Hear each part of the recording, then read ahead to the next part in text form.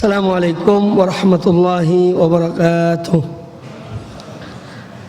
Innal hamdalillah nahmaduhu wa nasta'inuhu wa nastaghfiruh wa na'udzu billahi min shururi anfusina wa min sayyiati a'malina.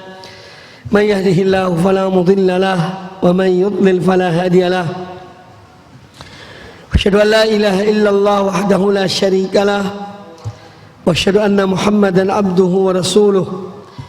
Ya ayyuhalladzina amanu taqullaha haqqa tuqatih wa la tamutunna illa wa antum muslimun. Ya ayyuhan nasu taqu rabbakumul ladzi khalaqakum min nafsin wahidah wa khalaqa minha zawjaha wa batha minhuma rijalan katsiran wa nisaa'a wattaqullaha alladzi tasaaluna bihi wal arham innallaha kana 'alaikum raqiba. Ya ayyuhalladzina amanu taqullaha wa qulu qawlan sadida yuslih lakum a'malakum wa yaghfir lakum dhunubakum wa man yuti'illaha wa rasulahu faqad faza fawzan 'azima. Amma ba'd, fa inna ahsanal hadits kitabullah wa khairal huda huda Muhammadin sallallahu alaihi wa alihi wasallam wa syarrul umuri muhdatsatuha wa kullu muhdatsatin bid'ah wa kullu bid'atin dhalalah wa kullu dhalalatin finnar. Ikhwani dan akhwati fillah, kaum muslimin dan kaum muslimat rahimakumullah.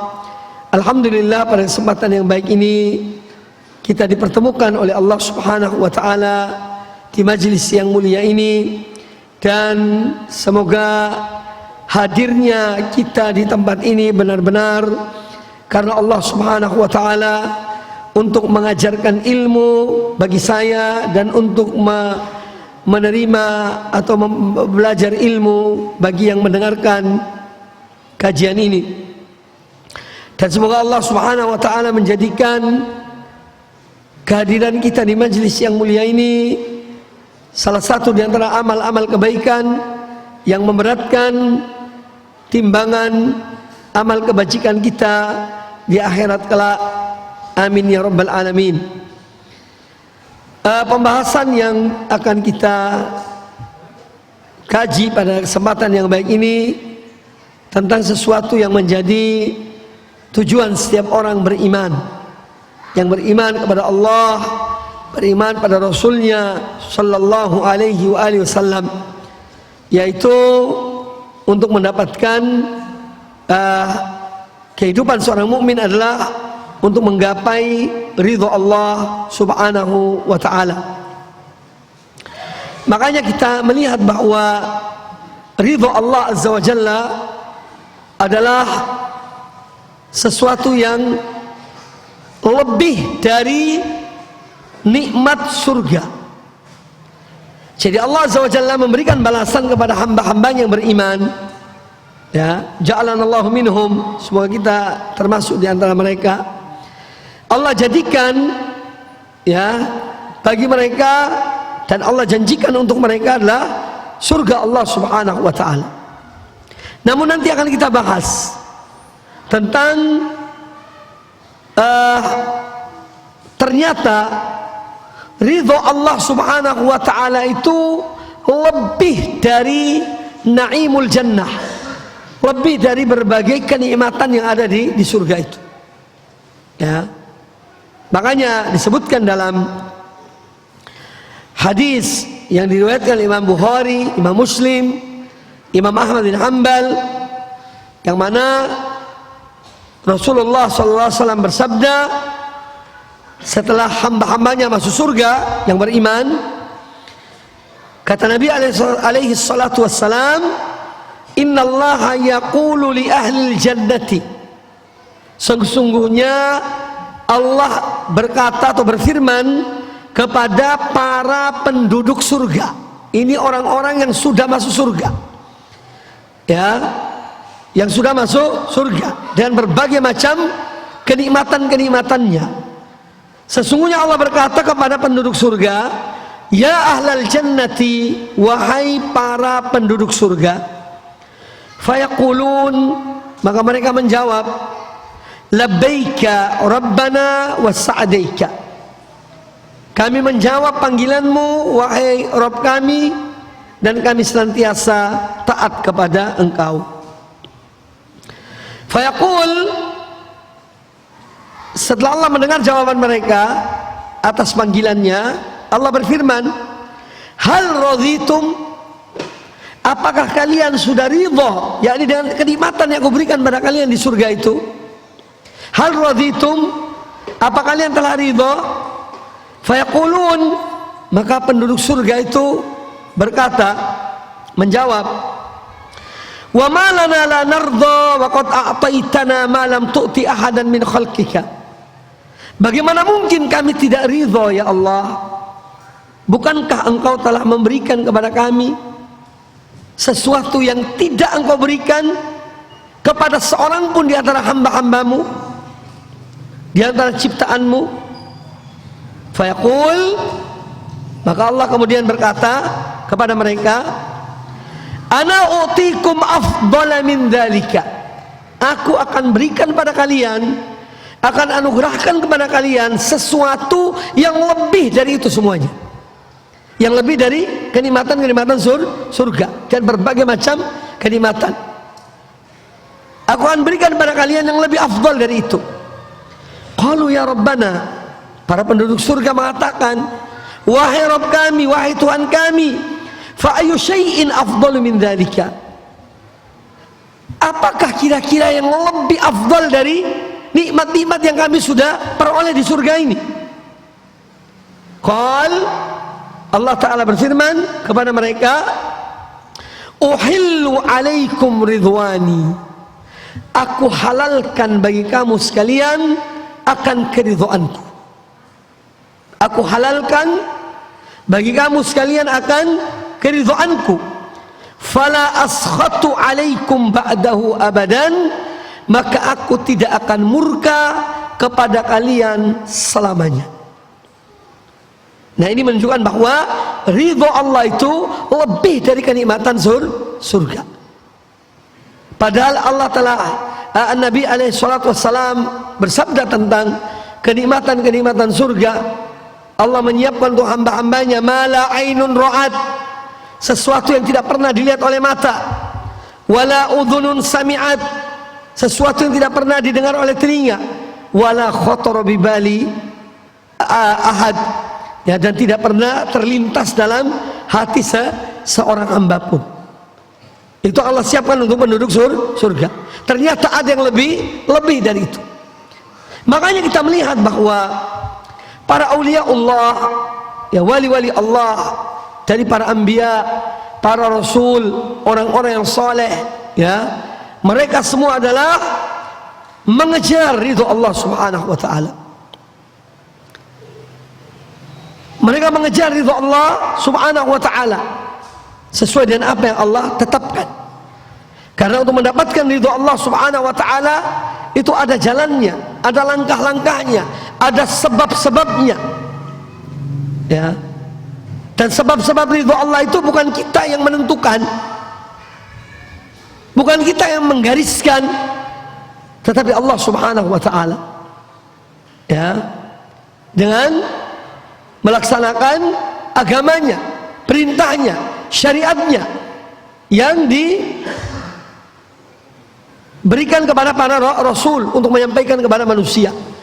Dan terakhir adalah Nabi kita Muhammad sallallahu alaihi wasallam, yang mana tidak seorang hamba tidak mungkin mendapatkan ridho Allah kecuali dengan jalan yang ditunjuk oleh Rasulullah sallallahu alaihi wasallam.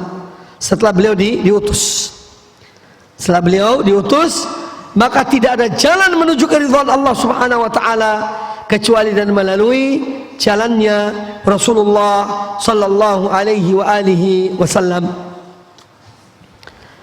Kita melihat contoh di sini yang saya berikan tentang para nabi, bagaimana mereka berupaya untuk mendapatkan ridho Allah Subhanahu wa taala. Di antara yang disebutkan dalam Al-Qur'anul Karim, Nabiullah Musa alaihissalam, kata beliau ketika dipanggil oleh Allah Subhanahu wa taala, Nabi Musa datang terlebih dahulu dan beliau meninggalkan umatnya di belakang beliau. Maka Allah bertanya kepada Nabi Musa alaihissalam, "Wa ma a'jalaka an qaumika ya Musa?" Apa yang menyebabkan engkau mendahului kaummu wahai Musa? yakni dalam menjawab panggilanku. Qala hum ulai ala athari. Kata Nabi Musa alaihi salatu wassalam, itu mereka berada di belakang aku. Ya. Wa ajiltu ilaika rabbi litardha. Dan aku mendahului mereka untuk datang menghadapmu wahai Tuhanku, litardha, agar engkau meridhai aku. Agar engkau meridhai aku. Nah, dari ayat ini surat Toha ayat 83 84 bahwa memang untuk mendapatkan ridho Allah Subhanahu wa taala salah satu jalannya adalah dengan bergegas, dengan bersegera, dengan tidak menunda-nunda suatu yang diperintahkan oleh Allah Subhanahu wa taala. Makanya banyak ayat-ayat Al-Qur'anul Karim Allah memerintahkan kita untuk bersegera, untuk bergegas. Kalau mencari rezeki, Allah tidak menyuruh kita bergegas. Silakan cari rezeki, tapi tidak perlu harus berlari, ya, mengejar rezeki itu. Karena rezeki sudah ditentukan oleh Allah Subhanahu wa taala. Yang penting seorang hamba bekerja, berbuat.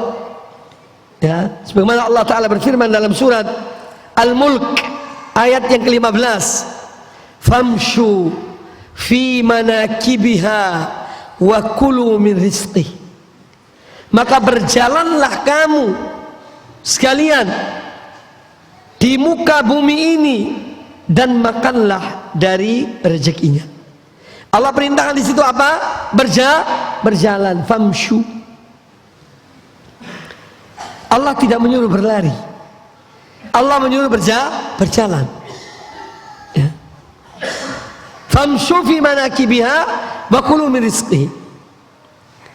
Berjalanlah kamu di muka bumi ini dan makanlah dari rezeki Allah.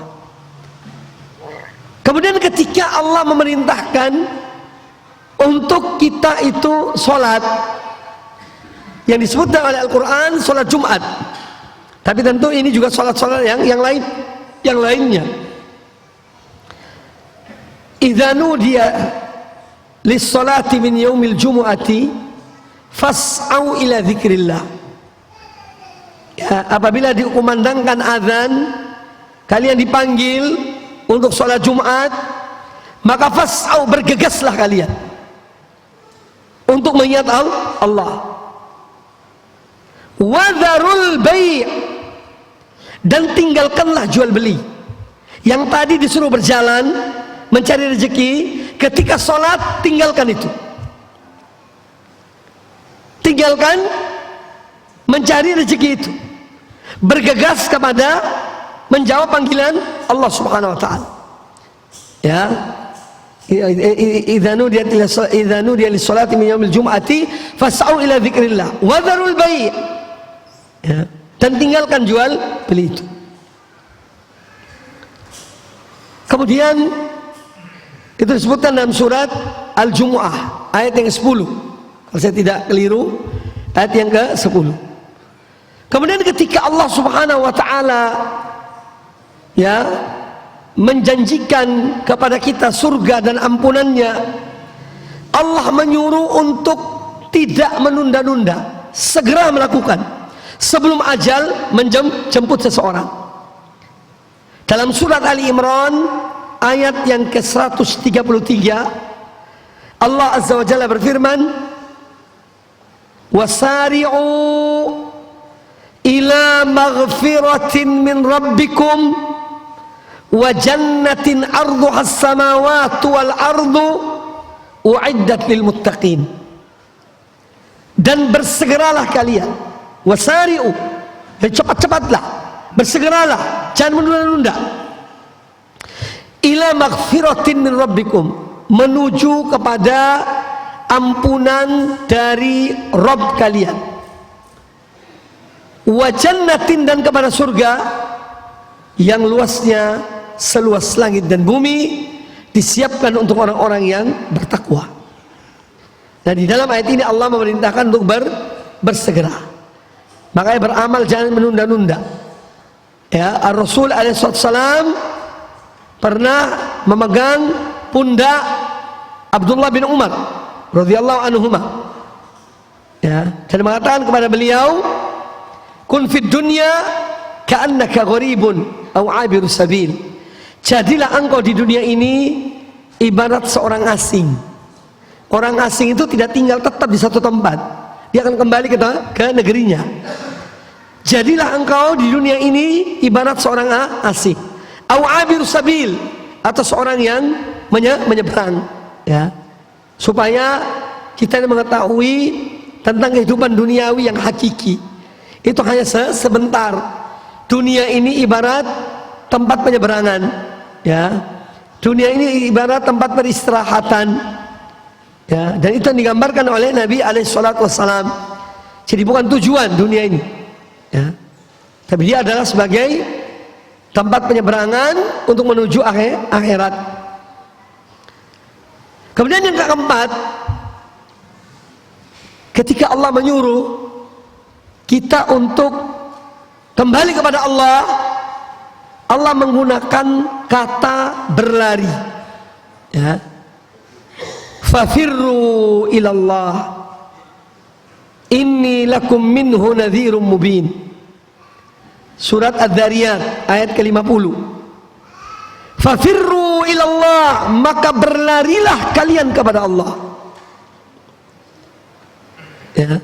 Fafirru ilallah inni lakum minhu nadhirum mubin. Sesungguhnya aku, yaitu Muhammad, bagi kamu sekalian adalah seorang pemberi peringatan yang nyata dari Allah. Kata para ulama, ketika Allah menyebutkan ayat ini, fafirru ilallahi, maka berlarilah kalian kepada Allah. Sesungguhnya aku, yaitu Muhammad, sebagai pemberi peringatan yang nyata dari Allah untuk kamu sekalian. Ini menunjukkan bahwa berlari menuju Allah Ta'ala itu harus mengikuti jalannya Rasulullah SAW. Mengikuti jalannya Rasulullah SAW untuk berlari menuju Allah. Bukan membuat jalan sendiri, bukan membuat syariat sendiri, bukan membuat cara sendiri, tidak. Harus mengikuti apa yang ditunjukkan oleh Rasulullah sallallahu alaihi wasallam. Dan ini sejalan dengan apa yang difirmankan oleh Allah Azza wa Jalla di dalam surat Al-An'am ayat yang ke-153. Wa anna hadza sirati mustaqiman fattabi'uh.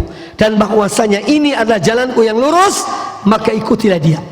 Wala tattabi'us subul, dan jangan kalian mengikuti jalan-jalan yang banyak, ya. Fatafarraqu bikum an dini, ya, an sabili. Niscaya jalan-jalan yang banyak itu akan mencerai-beraikan kalian dari jalan Allah. Ma'asyiral muslimin rahimakumullah. Jadi firar ilallah, ya, dalam menggapai ridho Allah dengan seorang itu berlari menuju Allah Subhanahu wa ta'ala. Berarti dari apa yang saya sampaikan 4 ayat tadi menunjukkan bahwa Al-Quran telah mengajarkan kepada kita skala prioritas yang pada akhir-akhir ini dimunculkan. Skala prioritas mana yang diprioritaskan duluan? Nah, orang mukmin itu sudah diajarkan skala prioritas, apa yang diprioritaskan. Maka pandai-pandailah kita di dalam memprioritaskan sesuatu. Harus pandai. Dalam manajemen perusahaan, manajemen ini, itu ada hal-hal demikian. Mana yang diprioritaskan? Nah, orang mukmin punya manajemen tersendiri yang diajarkan oleh Al-Quran dan Sunnah Nabi Sallallahu Alaihi Wasallam. Hanya saja mungkin kita kurang mengetahuinya, kita belum mempelajarinya, atau kita lalai dari hal itu. Ya.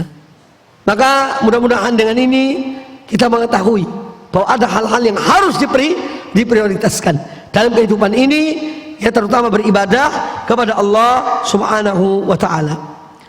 Kemudian kita melihat juga Nabiullah Sulaiman alaihissalam. Ini contoh-contoh bagaimana mereka, para anbiya, para rasul, ya, untuk mendapatkan ridho Allah Ta'ala. Di dalam doa beliau, Nabi Sulaiman alaihissalam dalam surat An-Naml ayat yang ke-19, ya, ketika beliau diberikan nikmat oleh Allah Ta'ala, yaitu dengan memahami apa yang dibicarakan oleh binatang, ya, salah satunya dalam kejadian ini adalah semut. Fatabassama dhahikan, maka Nabi Sulaiman, ya, tersenyum dan tertawa mendengar ucapan semut itu yang menyuruh yang lainnya supaya masuk ke dalam lubang-lubang mereka, karena pasukan Sulaiman akan melewati dan mereka tidak tahu kalau diinjak, ya, yang salah itu bukan mereka. Jangan salahkan mereka, tapi salahkan kepada, ya, kalian yang tidak mau masuk ke lubang-lubang kalian. Ya, ini kalau dalam bahasa sekarang itu praduga tidak bersalah. Kan mereka tidak tahu, pasukan Nabi Sulaiman tidak tahu, makanya diingatkan oleh pemimpinnya semut itu, ya, ya ayuhan namlu udkhulu, ya, wahai semut-semut, masuklah kalian ke lubang-lubang kalian. Ya. Ketika pasukan Nabi Sulaiman akan melewati mereka, karena dikhawatirkan kalian diinjak, ya. Dan mereka tidak tahu. Baik. Fatabassama dhahikan min qawliha, maka mendengar ucapan seekor semut itu, ya, Nabi Sulaiman tersenyum dan lalu kemudian dia tertawa, ya, dari ucapan tersebut. Wa qala rabbi auzi'ni, dan beliau berkata, wahai Rabbku, wahai Tuhanku, berikanlah aku dorongan, berikanlah aku kekuatan, an ashkura ni'mataka, agar aku mampu untuk mensyukuri nikmatmu, allati an'amta alayya wa ala walidayya, yang telah engkau anugerahkan kepada aku dan kepada kedua orang tuaku, ya, wa an a'mala salihan tardah, dan agar aku, dan berikanlah aku kekuatan untuk mengerjakan amal yang soleh, ya, yang engkau ridhai.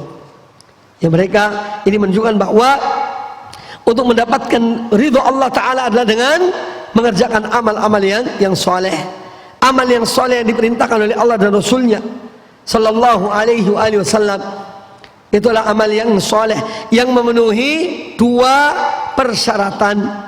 Syarat pertama amal soleh adalah ikhlas karena Allah Subhanahu wa Ta'ala. Syarat kedua adalah mengikuti tuntunan ajaran Rasulullah Sallallahu alaihi wasallam. Kemudian kita melihat pula bagaimana generasi terbaik umat ini, yaitu para sahabat radhiyallahu anhum ajma'in, sebagaimana diberitahukan oleh Allah Subhanahu wa Ta'ala dalam Al-Qur'anul Karim, surat Al-Fatah ayat yang ke-29. Allah Azza wa Jalla berfirman, Muhammadun Rasulullah, Muhammad adalah Rasul utusan Allah, walladzina ma'ahu, dan orang-orang yang bersama beliau, asyidda'u alal kuffari, mereka bersikap tegas kepada orang-orang kafir, ruhama'u bainahum, saling menyayangi, mengasihi di antara mereka, tarahum rukka'an sujjadan yabtaghuna fadlan minallahi wa ridwana, engkau melihat mereka adalah orang-orang yang banyak rukuknya, banyak sujudnya. Apa yang mereka cari? Yabtaghuna fadlan minallahi wa ridwana, karena mereka menginginkan, mencari, mengejar karunia Allah dan ridha Allah. Ya, simahum fi wujuhim min athari sujud, tampak pada wajah-wajah mereka adalah cahaya sujud-sujud mereka. Jadi athar sujud sini bukan yang dimaksud hitam di ini, enggak, tapi cahaya orang sujud.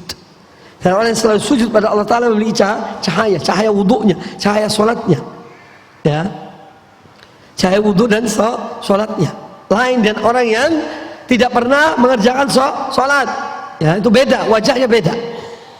Orang selalu membasahi wajahnya dan wudu dan selalu sujud pada Allah Ta'ala memiliki cahaya yang dipancarkan oleh Allah Subhanahu Wa Ta'ala. Terlebih lagi di hari kiamat. Di dunia tampak, apalagi di hari kiamat. Dan itu adalah tanda yang Allah berikan kepada umat Nabi alaihissalam. Mereka keluar, dibangkitkan dari kiamat kelak, ya ghurran muhajjalin, ya, yang mana wajah-wajah mereka keluar memancarkan cahaya, dan tangan dan kaki mereka dari tempat-tempat wudu itu memancarkan cahaya. Itulah, dari situlah kemudian Nabi alaihissalam mengenal umatnya, ya, mengenal umatnya.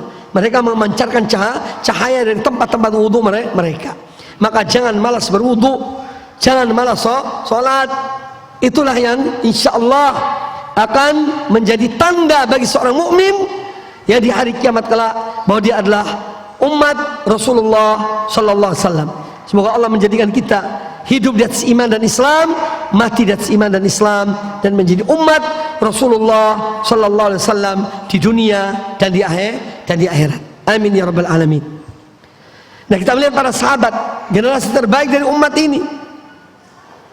Mereka beribadah, sujud dan ruku dan sujud hanya ingin mendapatkan ridho Allah subhanahu wa ta'ala. Dan betul Allah meridhoi mereka. Nanti akan kita jelaskan di antara sebab-sebab untuk mendapatkan ridho Allah subhanahu wa ta'ala. Allah ridho pada mereka, sehingga kita kalau menyebut nama mereka, kita selalu mendoakan mereka, ya, dengan ucapan radhiyallahu an, atau radhiyallahu anha, atau radhiyallahu anhuma, atau radhiyallahu anhum, ya. Ini karena mereka adalah orang-orang terdepan yang telah mengejar untuk mendapatkan ridho Allah subhanahu wa ta'ala. Pernah seorang wanita, seorang istri, dia bangunkan suaminya dari kalangan salaf dahulu. Dia bangunkan suaminya di tengah malam. Kata dia, kata sang istri, wahai suamiku, bangunlah engkau. Sesungguhnya kafilah yang menuju kepada Allah sudah jauh mendahului kita. Ayo bangun. Ya, ini kita berlomba untuk mengejar ketertinggalan kita. Maka seorang kalau dia merasa dalam dirinya selalu ada ketertinggalan, ada kekurangan dalam amal ibadahnya, maka dia akan terdorong untuk selalu menyempurnakan amalnya, meningkatkan amalnya. Yang berbahaya adalah seorang yang merasa dirinya sudah banyak ibadahnya. Na'udzubillah min dzalik. Ya, ini orang-orang yang mukhtar, orang-orang yang tertipu, ya, oleh amal mereka. Na'udzubillah min dzalik. Ya, maka jangan sampai kita merasa kita ini sudah berbuat. Kalau ada perasaan itu muncul dalam diri seseorang bahwa dia telah banyak berbuat ibadah, maka ingatlah, ya, bahwa orang-orang yang lebih dari kita itu banyak, ya. Dan kita harus menganggap amal kita itu hanya sedikit dibandingkan dengan mereka yang jauh lebih banyak ibadahnya, kedekatannya kepada Allah subhanahu wa ta'ala. Kemudian agar seorang mendapatkan ridho Allah subhanahu wa ta'ala, ya, banyak sebab dan banyak jalan, ya, yang ditunjukkan oleh Allah dan Rasulnya Nabi kita Muhammad sallallahu alaihi wasallam. Yang pertama adalah as-sidqu fil imani billahi wa rasulihi, kejujuran dalam beriman kepada Allah dan Rasulnya sallallahu alaihi wasallam. Ya, masalah iman ini masalah hati. Tidak ada yang mengetahui kecuali Allah subhanahu wa ta'ala, kemudian orang yang memiliki hati itu, ya. Karena apa? Karena ada yang namanya kemunafikan. Orang munafik itu tidak jujur dalam iman mereka. Mereka hanya menampakkan kebenaran iman mereka secara lahiriah, tapi mereka sembunyikan dalam diri mereka kekufuran. Ya, itu munafik. Makanya orang-orang yang beriman dengan jujur dan benar pada Allah Ta'ala, ini adalah orang-orang yang mendapatkan ridho Allah subhanahu wa ta'ala. Dan seorang tidak bisa menipu dirinya, apalagi menipu Allah subhanahu wa ta'ala. Walaupun seorang bersikap seakan-akan dia mukmin, tapi dia menyembunyikan kekufuran, maka Allah zat yang maha mengetahuinya. Allah mengetahui itu semuanya. Tidak ada yang tersembunyi bagi Allah subhanahu wa ta'ala. Nah, di dalam Al-Quranul Karim, Allah subhanahu wa ta'ala berfirman dalam surat Al-Ma'idah ayat yang ke-119. Surat Al-Ma'idah ayat 119. Allah azza wa jalla berfirman, qala Allah Ta'ala berkata, yani pada hari kiamat nanti, hadza yaumu yanfa'us shadiqina sidquhum. Hari ini, yaitu hari kiamat nanti. Hari ini ya, bahwa sikap kejujuran yang beriman dari orang-orang mukmin itu akan memberi manfaat kepada pelakunya. Jadi kita mengetahui kejujuran itu bermanfaat atau tidak dalam beriman pada Allah Ta'ala itu dari kiamat nanti. Yaumu yanfa'us shadiqina sidquhum. Hari ketika kejujuran seseorang ya akan bermanfaat bagi mereka, orang-orang yang jujur itu. Lahum jannatun, bagi mereka surga-surga Allah, tajri min tahtihal anhar, yang mengalir di bawahnya sungai-sungai, khalidina fiha abadan, mereka kekal di dalamnya selama-lamanya, radhiyallahu anhum wa radu an, Allah ridho pada mereka dan mereka ridho kepada Allah. Dzalikal fawzul azim, itulah kemenangan yang besar. Maka kejujuran adalah salah satu di antara sifat utama seorang mukmin. Jujur dalam ucapannya, jujur dalam perbuatannya, ya, jujur dalam janjinya. Dan salah satu sifat munafikin adalah dusta. Sebagaimana disabdakan oleh Nabi sallallahu alaihi wasallam, ayatul munafiki thalathun. Di antara tanda-tanda orang munafik itu, artinya sifat-sifat yang ada pada orang munafik itu adalah ayatul munafiki thalathun. Idza haddatsa kadzaba.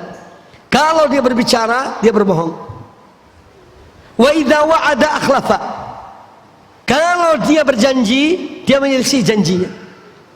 Wa idza u'tumina khana. Dan kalau dia diberikan amanah, maka dia khianat kepada amanah tersebut. Ini di antara sifat orang-orang munafikin. Nah, kalau ada orang mukmin muslim yang berbuat demikian, berarti dia memiliki salah satu dari sifat-sifat orang munafik. Meskipun dia tidak dikatakan munafik. Ya. Jadi kalau ada orang muslim yang berdusta, artinya dia memiliki salah satu dari sifat munafik. Tapi tidak boleh kita mengatakan menuduh orang itu, stempel orang ini munafik. Itu hanya salah satu dari sifat-sifat orang munafikin. Ya. Maka dari itu seorang mukmin dia tidak dusta, dia tidak berbohong, ya. Dia jujur. Ikhwani fillah rahimani wa rahimakumullah, dalam Al-Qur'anul Karim Allah menyuruh kita untuk bergabung dengan orang-orang yang jujur dalam iman mereka. Sebagaimana disebutkan dalam surat Taubah ayat yang ke-119. Ya ayyuhalladzina amanu ittaqullah. Wahai orang-orang yang beriman, bertakwalah kamu kepada Allah, wa kunu ma'as shadiqin, dan bergabunglah kalian bersama orang-orang yang jujur. Karena sifat jujur ini adalah yang dalam beriman pada Allah Ta'ala dan Rasulnya, ini adalah sifat orang-orang yang beriman. Sifat yang paling jelas, yang paling nyata dari kaum mukminin adalah sifat jujur. Sehingga kita melihat, kalaupun seorang yang beriman itu dia diazab, naudzubillah min dzalik, disiksa di dunia ini oleh orang-orang yang zalim misalnya, mereka tidak berubah, tetap mereka beriman.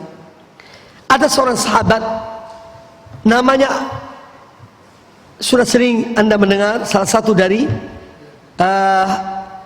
yang mendapatkan berita gembira surga, 10 orang sahabat, yaitu Sa'ad bin Abi Waqqas radhiyallahu an. Beliau termasuk sabiqin al-awwalin, di antara orang-orang yang memeluk Islam pertama kali di kota Mekah. Ketika Sa'ad bin Abi Waqqas memeluk Islam, informasi ini sampai kepada ibunya, ya, sehingga ibunya mendengar berita ini, maka dia pun melakukan apa yang dinamakan dengan mogok makan.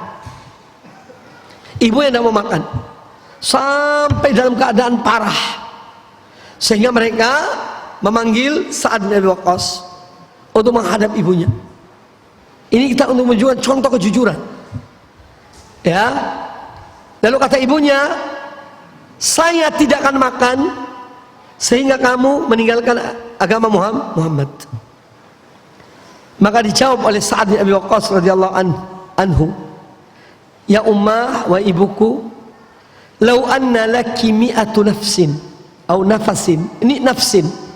Seandainya ibuku ini memiliki 100 nyawa, ya, la kharajat, ya, la kharajat walan atruka dini. Atau kama qala radhiyallahu anhu. Seandainya wahai ibuku engkau memiliki 100 nyawa, maka nyawamu itu akan keluar satu persatu dan aku tidak akan tinggalkan agamaku. Ini contoh kejujuran dalam iman, tidak menggoncangkan iman mereka. Ada lagi seorang sahabat namanya Abdullah bin Abi Quhafah, ya, yang dia pernah ditawan oleh Raja Romawi, ya, di daerah utara negeri Syam. Ditawan, ini zaman Umar bin Khattab radhiyallahu an. Kemudian dipanggil oleh sang raja, penguasa yang ada di negeri Syam itu. Dipanggil tawanannya nama Abdullah. Dipanggillah, kemudian ditunjukkan situ ada air mendidih.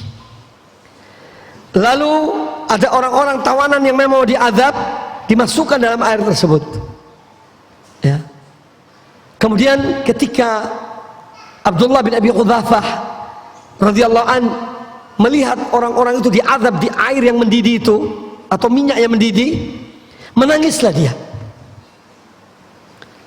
Sang raja heran, mengapa orang ini kok nangis?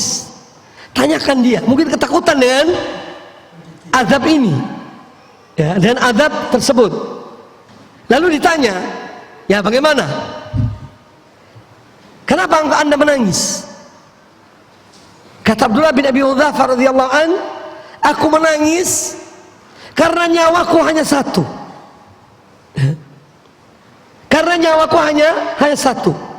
Seandainya aku memiliki nyawa sejumlah rambut yang tumbuh dalam tubuhku ini, maka akan satu persatu dimasukkan dalam air ini dan aku tidak akan meninggalkan agamaku. Ya, itu kualitasnya. Bukan kayak kita baru amplop sudah goyang imannya. Iya, parcel amplop, mobil mewah sudah goncang, mie goreng, ya, beras 5 kilo sudah goncang, minyak 2 liter sudah goncang imannya, ya. Maka kemudian sang raja itu melihat bahwa orang ini tidak mungkin digoyahkan imannya. Akhirnya dia dibebaskan, tapi dengan syarat. Dia dibebaskan dengan syarat, kata Abdullah bin Abi Quhafah, aku mau dibebaskan dengan catatan seluruh tawanan ini harus seluruh tawanan kaum muslimin harus dibebaskan. Kata sang raja, boleh. Cuma dia memberi syarat yang kau mencium jidatku. Dia mencium ke kepala sang raja itu. Tidak apa-apa, kata Abdullah bin Abi Quhafah. Ketika mendengar berita itu, kata Umar bin Khattab radhiyallahu taala anhu, dan kaum muslimin dibebaskan, hak setiap muslim untuk mencium kepala Abdullah bin Abi Quhafah. Ini perjuangan mempertahankan iman mereka, ya. Ini contoh as-sidq, kejujuran dalam beriman pada Allah subhanahu wa ta'ala, dan menunjukkan kualitas iman mereka. Maka orang yang jujur dalam iman mereka di hari kiamat kelak, kejujuran mereka itulah yang akan yang bermanfaat bagi mereka. Kemudian yang lain, di antara sebab yang dengannya seorang mendapatkan ridha Allah subhanahu wa ta'ala adalah mengikhlaskan amal ibadah seorang hamba hanya untuk Allah subhanahu wa ta'ala, yang tiada sekutu baginya. Dan inilah hikmah Allah menciptakan hamba-hambanya ats-tsaqalain, al-jin wal ins, manusia dan jin, diciptakan oleh Allah Ta'ala adalah untuk beribadah kepada Allah subhanahu wa ta'ala dan ikhlas. Wa ma khalaqtul jinna wal insa illa liya'budun, dan tidaklah aku ciptakan jin dan manusia kecuali untuk mereka beribadah menyembah aku. Wa ma umiru illa liya'budullaha mukhlishina lahud-din hunafa wa yuqimus salata wa yutuz zakah wa dzalika dinul qayyimah. Dan tidaklah mereka diperintahkan kecuali untuk beribadah, menyembah, mengikhlaskan amal ibadah mereka hanya untuk Allah. Maka keikhlasan dalam beribadah pada Allah Azza wa Jalla adalah salah satu sebab utama, pertama dan utama di dalam mendapatkan ridha Allah Subhanahu wa taala. Yang karenanya Allah mengutus para rasul dalam rangka menegakkan tauhid, peribadatan hanya kepada Allah. Allah menurunkan kitab-kitabnya adalah untuk menegakkan tauhid pada Allah Subhanahu wa taala. Allah Azza wa Jalla berfirman dalam surat Al-Nahl ayat yang ke-36, "Wa laqad ba'atsna fi kulli ummatin rasulan an i'budullaha wajtanibut taghut." Dan sungguh telah kami mengutus pada setiap umat seorang rasul. Semua rasul itu berkata, "An i'budullaha," sembahlah kalian kepada Allah, ya, dan jauhilah dari menyembah taghut. Kemudian dalam surah Az-Zukhruf ayat yang ke-45, surah Az-Zukhruf ayat yang ke-45 yang menunjukkan bahwa Allah mengutus semua rasul-rasulnya dalam rangka menegakkan tauhid. Was'al man arsalna min qablika min rusulina, dan tanyakanlah wahai Muhammad kepada semua rasul yang kami utus sebelum engkau, ya, aja'alna min dunir rahmani alihatan yu'badun, apakah kami jadikan selain Allah yang Maha Pengasih sembahan-sembahan yang disembah? Ini menunjukkan bahwa semua para rasul Allah yang diutus oleh Allah Ta'ala sebelum Nabi alaihi salatu wassalam semuanya memerintahkan kepada tauhid, untuk beribadah menyembah hanya kepada Allah Subhanahu wa ta'ala. Dan beribadah pada Allah Ta'ala inilah wasiat para anbiya, wasiat orang-orang saleh kepada anak-anak mereka, kepada keturunan mereka. Nabi Ibrahim alaihissalam beliau berdoa kepada Allah Ta'ala, "Rabbi ja'alni muqimas salati wa min dzurriyyati." Wahai Rabbku, jadikanlah aku seorang menegakkan salat. Ini beribadah pada Allah Ta'ala. Demikian pula anak keturunanku. Dan beliau berdoa pada Allah Ta'ala supaya beliau dan anak keturunannya terhindar dari kesyirikan pada Allah Subhanahu wa taala. Wajnubni wa baniya an na'budal asnam, dan jauhkanlah kami, ini aku dan anak keturunanku, dari menyembah berhala. Ya, maka ibadah pada Allah Ta'ala adalah yang pertama dan utama untuk mendapatkan ridha Allah Subhanahu wa ta'ala. Di dalam surah Al-Baqarah ayat 133, Allah Azza wa Jalla berfirman tentang wasiat yang untuk beribadah pada Allah Ta'ala tentang tauhid ini. Am kuntum syuhada'a idh hadara Yaqub al-maut, apakah kalian bersaksi, apakah kalian hadir ketika Yaqub akan menghadapi kematian? Idh qala li banihi ma ta'buduna min ba'di, tatkala dia berkata kepada anak-anaknya, anak Nabi Yaqub, ada berapa orang? 12, ya. Anak Nabi Yaqub, yang mana Yaqub berkata pada anak-anaknya, ma ta'buduna min ba'di, apa yang kalian sembah setelah aku? Jadi kalau aku meninggal, aku mati, apa yang kalian sembah? Qalu na'budu ilahaka wa ilaha abaika Ibrahim wa Ismail wa Ishaq ilaha wahida. Kata mereka, para anak-anak beliau, kami menyembah Tuhanmu, sembahanmu, dan sembahan ayah-ayahmu Ibrahim, Ismail dan Ishaq, ilaha wahida, yaitu ilah yang satu, itu Allah Subhanahu wa ta'ala. Wa nahnu lahu muslimun, dan kami hanya tunduk patuh kepadanya. Ma'asyiral muslimin rahimani wa rahimakumullah, maka tauhid adalah, ya, ibadah pada Allah Subhanahu wa ta'ala, penyebab utama seorang mendapatkan ridha Allah Subhanahu wa ta'ala. Dalam hadis sahih dari Abu Hurairah radhiyallahu taala anhu, beliau berkata, Rasulullah sallallahu alaihi wasallam bersabda, "Innallaha yardha lakum thalathan." Sesungguhnya Allah ridha kepada kamu sekalian 3 perkara. Wa yaskhatu lakum thalathan, dan Allah marah, benci pada kamu sekalian 3 perkara. Yardha lakum an ta'buduhu wa la tusyriku bihi syai'an. Yang pertama, Allah ridha pada kalian yaitu kalian menyembah beribadah hanya kepada Allah dan tidak menyekutukan Allah dengan suatu apapun. Ini amalan yang pertama kali diridhoi oleh Allah Ta'ala, beribadah menyembah hanya kepada Allah dan tidak menyekutukan Allah dengan suatu apapun. Yang kedua, wa an ta'tasimu bihablillahi jami'an wa la tafarraqu, dan hendaklah kalian berpegang teguh kepada tali agama Allah semuanya dan jangan kalian bercerai-berai. Ya, ini wasiat Nabi SAW. Tentu yang paling pantas melaksanakannya adalah salafiyun. Tapi sekarang ini aneh. Salafiyun senang pecah belah, ya, senang tahdzir mentahdzir hanya karena dunia. Tahdzir murahan, ya. Tahu tahdzir murahan? Yang bukan karena Allah. Tahdzir murahan itu yang karena dunia. Ya.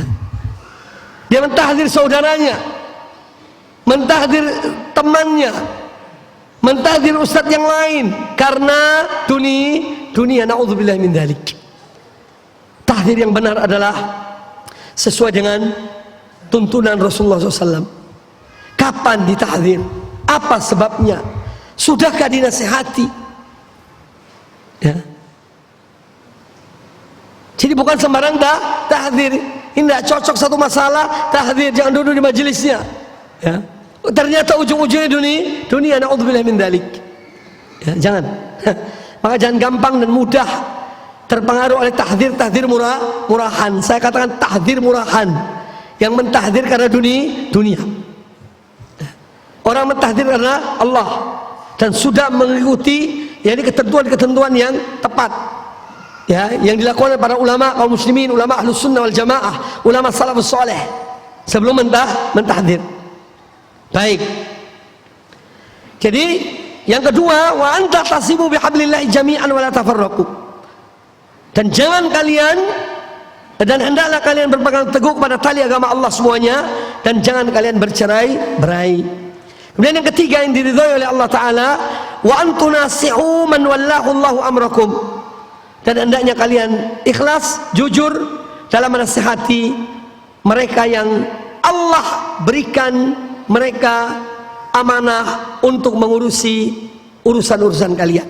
Yani kepada ulil amri. Ya, kalau bisa nasihati, ya, dengan cara yang baik, dengan cara yang santun. Ya, ini adalah wasiat Nabi Sallallahu Alaihi Wasallam. Ya, agar kita bersikap, ya, ikhlas, jujur dalam menasihati mereka. Ya, dalam menasihati mereka. Kemudian kata Nabi alaihi salatu wassalam, wa yaskhatu lakum, dan Allah benci pada kalian 3 perkara. Yang pertama, qila wa qala, mendapat informasi langsung disebarkan. Mendapat satu ucapan, belum tahu ucapan ini benar atau tidak, langsung disebarkan atau berita. Ini perbuatan yang dilarang. Sebelum ditemukannya WhatsApp dan yang lainnya. Hoax itu sudah dilarang oleh Nabi SAW sejak 1400 tahun lebih yang lalu. Ya. Sekarang kan baru muncul ini. Kadang-kadang kita dapat berita langsung sebarkan, nyesel. Ya. Iya, ya Allah, ternyata tidak benar. Ya. Hati-hati. Ini sudah diingatkan oleh Nabi SAW. Allah murka, Allah benci. Qila wa qala, mendapat informasi langsung disebarkan tanpa ada cross check, tanpa tahu kebenarannya. Yang kedua, wa idha'atul mal, yang dibenci oleh Allah Ta'ala adalah menghambur-hamburkan harta. Karena harta adalah amanah yang Allah berikan pada seorang hamba. Ya, oleh karena itu harta bukan milik mutlak seseorang. Dari mana bukti bahwa harta itu bukan milik mutlak seseorang? Artinya dia adalah titipan Allah kepada seorang hamba. Dengan adanya ketentuan-ketentuan dalam harta itu. Ketentuan apa misalnya?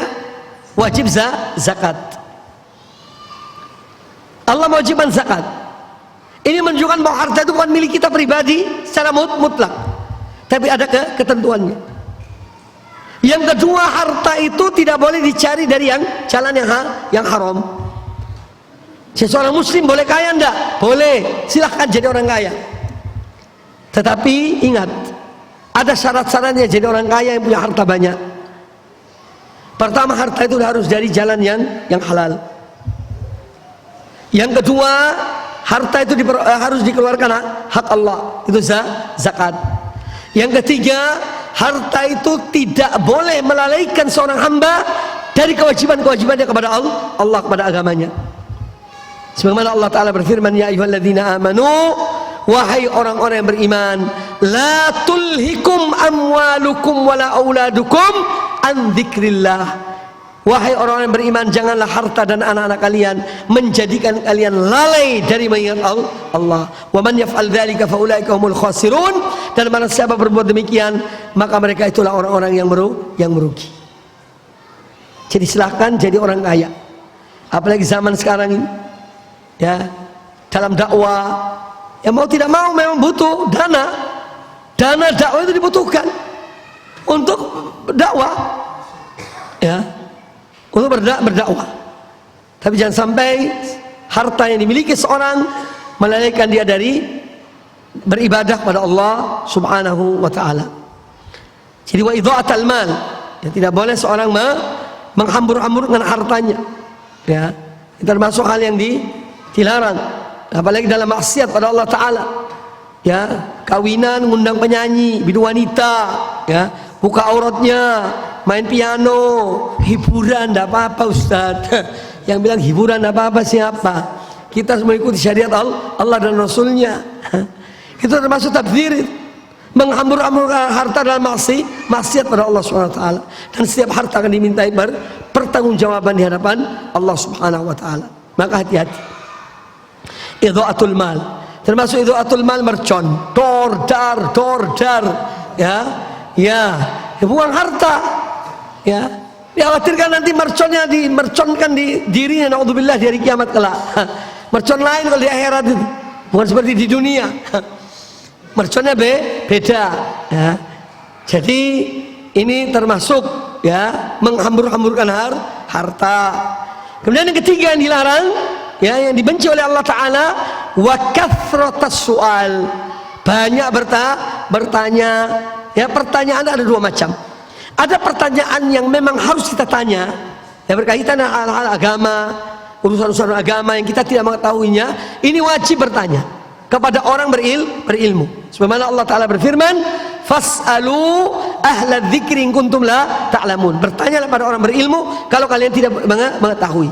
Yang kedua, pertanyaan-pertanyaan bersifat tanattu, yang bersifat yaitu untuk menguji seorang atau untuk, ya, hal-hal yang tidak akan dilakukan, ya.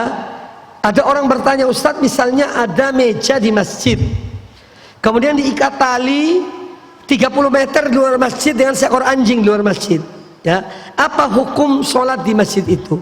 Jadi anjing ada di luar, ya, diikat, ya, talinya disambung ke kaki meja yang ada atau mimbar yang ada di masjid, ya, apa hukumnya sholat di masjid itu?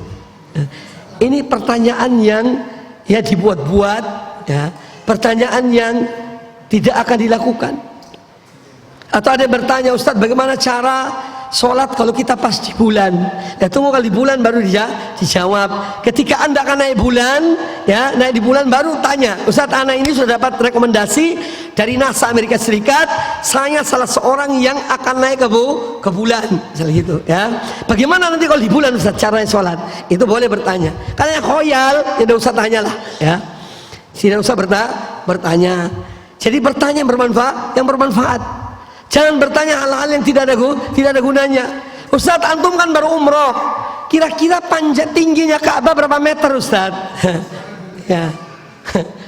Atau Ustaz, kiswah Ka'bah itu memerlukan benang berapa? Apa istilah benang berapa, Pak? Bukan roll, berapa apalah, nggak tahu lah istilah para pedagang. Kain, sarung, ya. Ya. Jadi ini hal-hal yang tidak bermanfaat, tidak ada gunanya. Seorang tidak tahu tingginya Ka'bah, kira-kira itu ada madharatnya apa enggak? Tidak ada madharatnya, ya. Seorang tidak tahu panjangnya, tingginya Ka'bah, lebarnya Ka'bah, berapa berapa bal sarung, ya, untuk membuat kiswah Ka'bah itu. Ini tidak ada hubungannya dengan ibadah itu, ya. Maka jangan tanattu', jangan berlebih-lebihan dalam bertanya. Hal-hal yang tidak bermanfaat ditanyakan, tidak ada gunanya. Bertanya yang bermanfaat. Bertanya sesuatu yang akan kita amalkan, ya. Seorang akan punya anak, istrinya hamil tua, ya. Ustadz, anak ini insya Allah akan punya anak. Tolong Ustadz bimbing masalah bagaimana hukum-hukum berkaitan dengan akikoh misalnya. Itu betul, ya. Itu betul pertanyaan itu. Ya, nanti diarahkan dalam menghadapi nikmat anak itu apa yang harus dilakukan oleh kedua orang tuanya. Tetapi kalau hal-hal yang tidak ada gunanya ditanyakan, ini hanya menghabiskan waktu. Ini termasuk yang disebut oleh Allah Ta'ala, ya ayyuhalladzina amanu, wahai orang-orang yang beriman, lima taquluna ma la taf'alun, mengapa kalian berkata apa yang tidak kalian kerjakan. Ini tentang pertanyaan yang tidak berguna, termasuk hal yang dibenci oleh Allah Subhanahu wa Ta'ala. Kaum muslimin dan kaum muslimat rahimani wa rahimakumullah. Kemudian sebab yang berikutnya, di antara sebab-sebab yang dengannya seorang mendapatkan ridho Allah Subhanahu wa Ta'ala, yaitu mengikuti jalannya para salafus soleh, dari sahabat, tabi'in, dan orang-orang yang mengikuti mereka.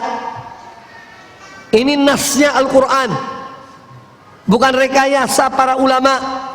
Al-Quran yang mengatakan demikian. Ingin dapat ridho Allah, ikuti para sahabat dan tabi'in dan orang-orang yang mengikuti mereka dengan baik.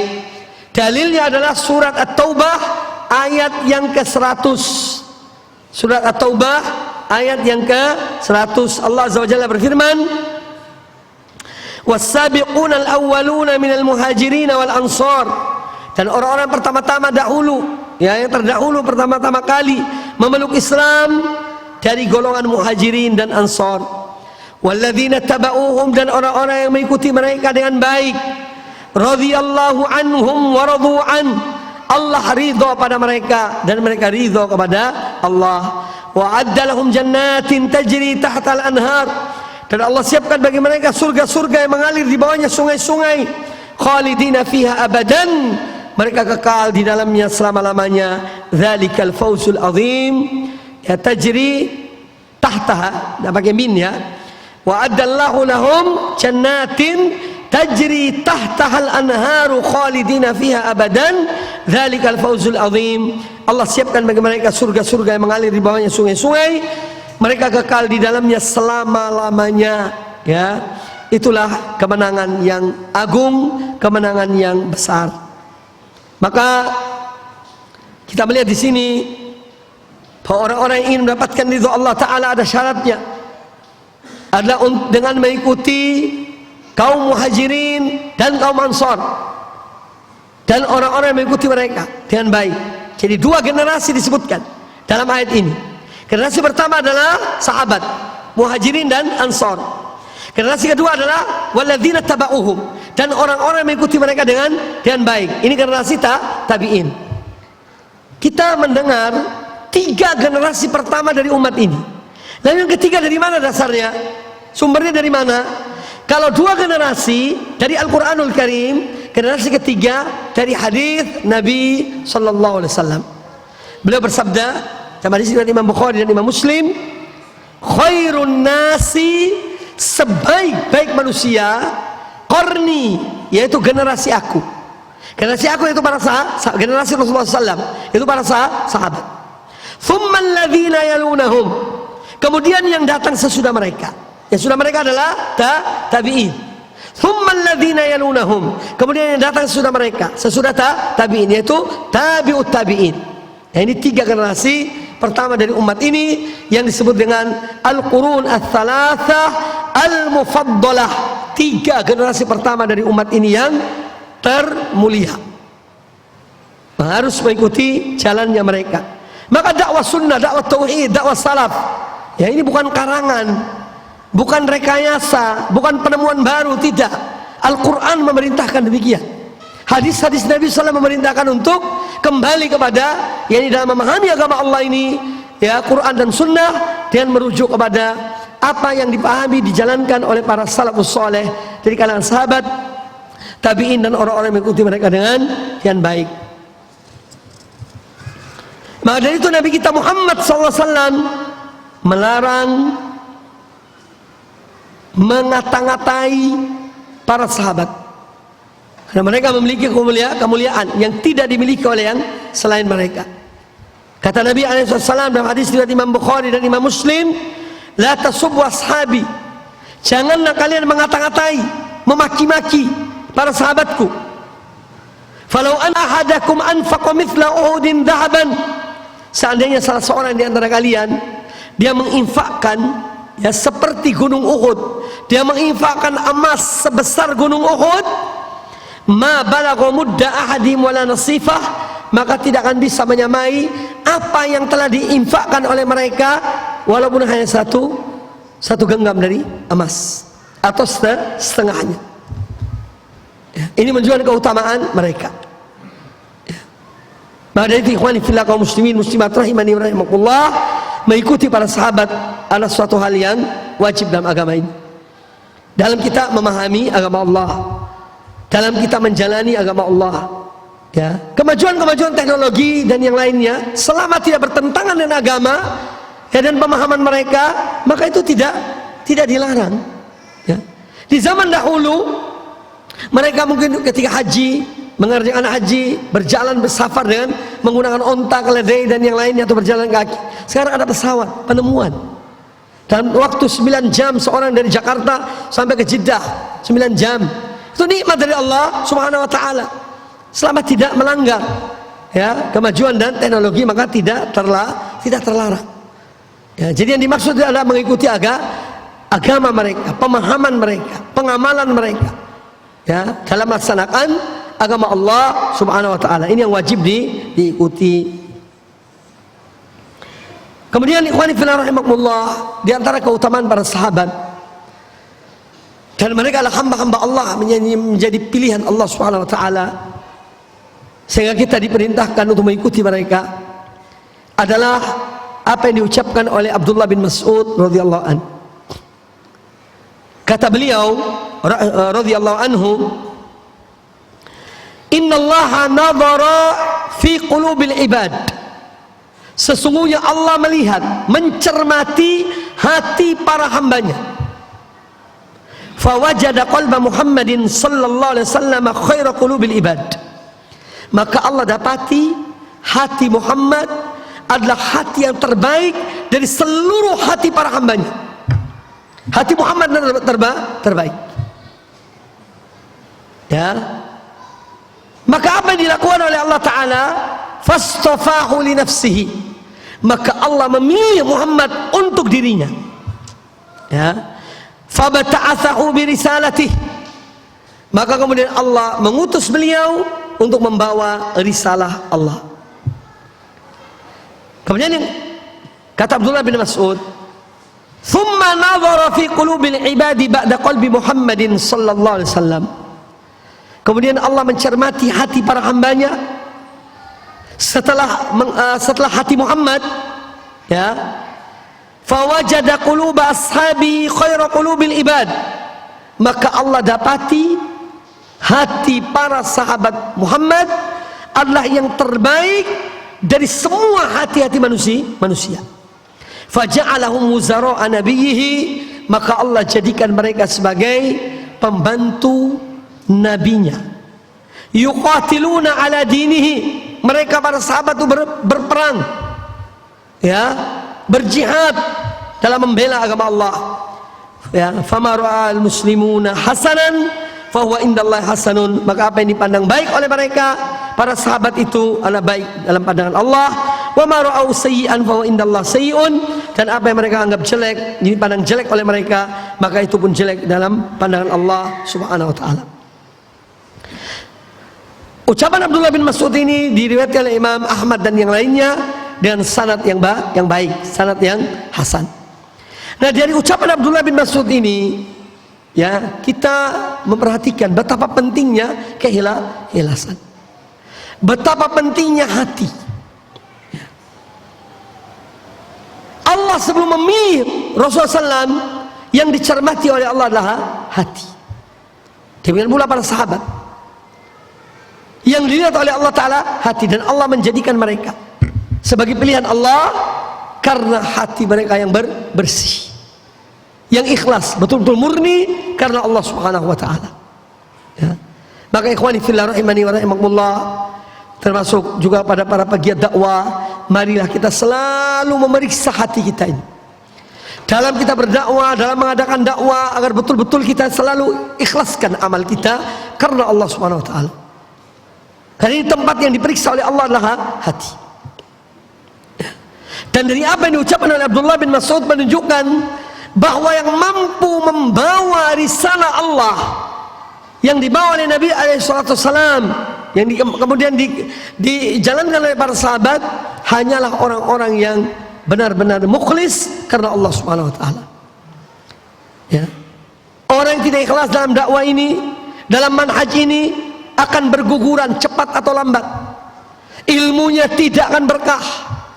Ya. Dakwanya tidak akan berkah kalau tidak ikhlas karena Allah Subhanahu wa taala. Maka hati-hati. Ya. Dalam kita membantu dakwah tauhid dan sunnah, dalam menyebarkan manhaj yang mulia ini, manhaj Allah dan Rasulnya Nabi kita Muhammad sallallahu alaihi wasallam. Ya. Hati harus tetap kita jaga hati. Ma'asyiral muslimin rahimani wa rahimakumullah. Poin yang berikutnya di antara sebab yang dengannya seorang mendapatkan ridha Allah Subhanahu wa taala adalah berkaitan dengan al-wala wal bara, cinta karena Allah, murka karena Allah, cinta karena Allah, benci karena Allah.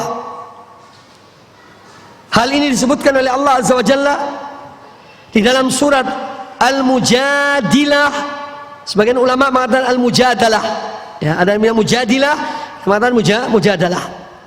Ayat yang terakhir, ayat 21 dan 22, Allah Ta'ala berfirman, La tajidu qawman yu'minuna billahi wal yawmil akhir. Kamu tidak akan mendapati kaum yang beriman kepada Allah dan beriman kepada hari akhir, yuwaduna man hadallah wa rasulah. Kamu tidak mendapati mereka saling berkasih sayang dengan orang-orang yang menentang Allah dan Rasulnya. Walau kanu aba'ahum au abna'ahum au ikhwanahum au asyiratahum. Sekalipun orang-orang itu adalah ayah-ayah mereka, atau anak-anak mereka, atau saudara-saudara mereka, atau keluarga mereka. Ya. Kemudian Allah Ta'ala berfirman, Ulaika kataba fi qulubihimul iman. Mereka itulah yang Allah menanamkan keimanan dalam hati mereka. Wa ayyadahum biruhin minhu. Dan Allah menguatkan mereka dan pertolongan yang datang darinya, yaitu dari Allah. Wa yudkhiluhum jannatin tajri min tahtiha al-anhar.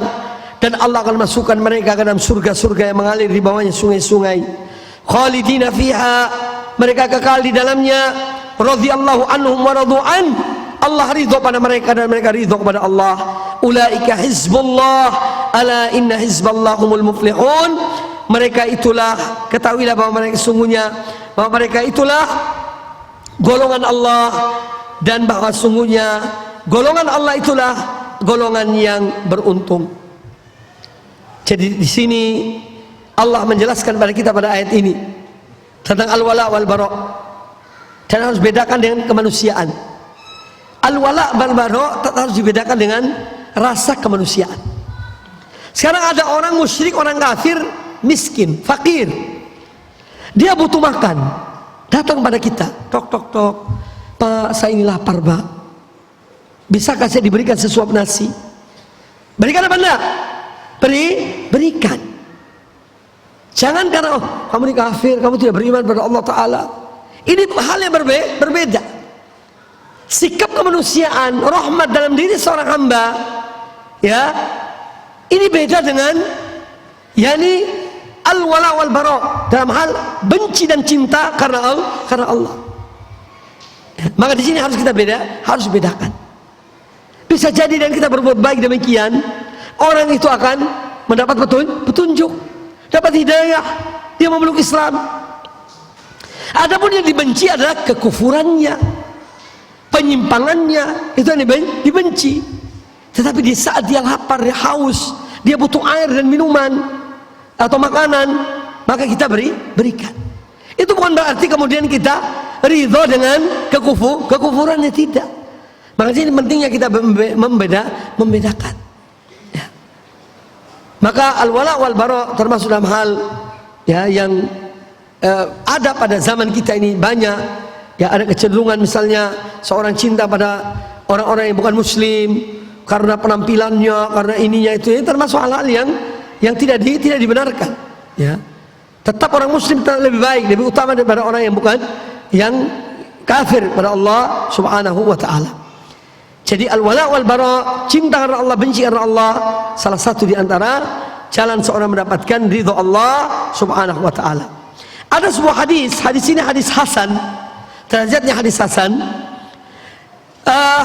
dari Al-Bara bin Azib radhiyallahu anhu, kata beliau, kunna julusan inda Nabi sallallahu alaihi wasallam. Pernah suatu ketika kami sedang duduk-duduk bersama Nabi sallallahu alaihi wasallam. Faqal, maka beliau bertanya, ayyu oral islami awthaqu, tali ya kekuatan Islam itu ya yang paling kuat apa? Apakah tali agama ini yang paling kuat? Qalu as-shalah. Para sahabat menjawab, tali agama Allah ini yang paling kuat adalah salat. Qala hasanatun wa ma hiya biha.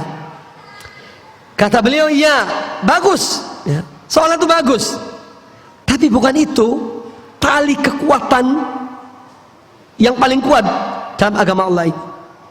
Qalu az-zakah. Para sahabat berkata, zakat ya Rasulullah. Qala hasanatun wa ma hiya biha. Betul, zakat, dan zakat itu baik, tapi dia bukan urah, bukan tali yang terkuat dalam agama Allah ini. Qalu siyam Ramadan. Para sahabat menyebut puasa di bulan Ramadan. Qala hasanun, iya, puasa itu bagus, wa ma huwa bihi, tapi bukan itu yang beliau maksud. Qalu al hajju. Para sahabat mengatakan ibadah haji. Qala hasanun, iya, ibadah haji bagus, wa ma huwa bihi, tapi bukan itu yang ditanyakan oleh Nabi sallallahu alaihi wasallam. Qalul jihad. Para sahabat mengatakan jihad di jalan Allah.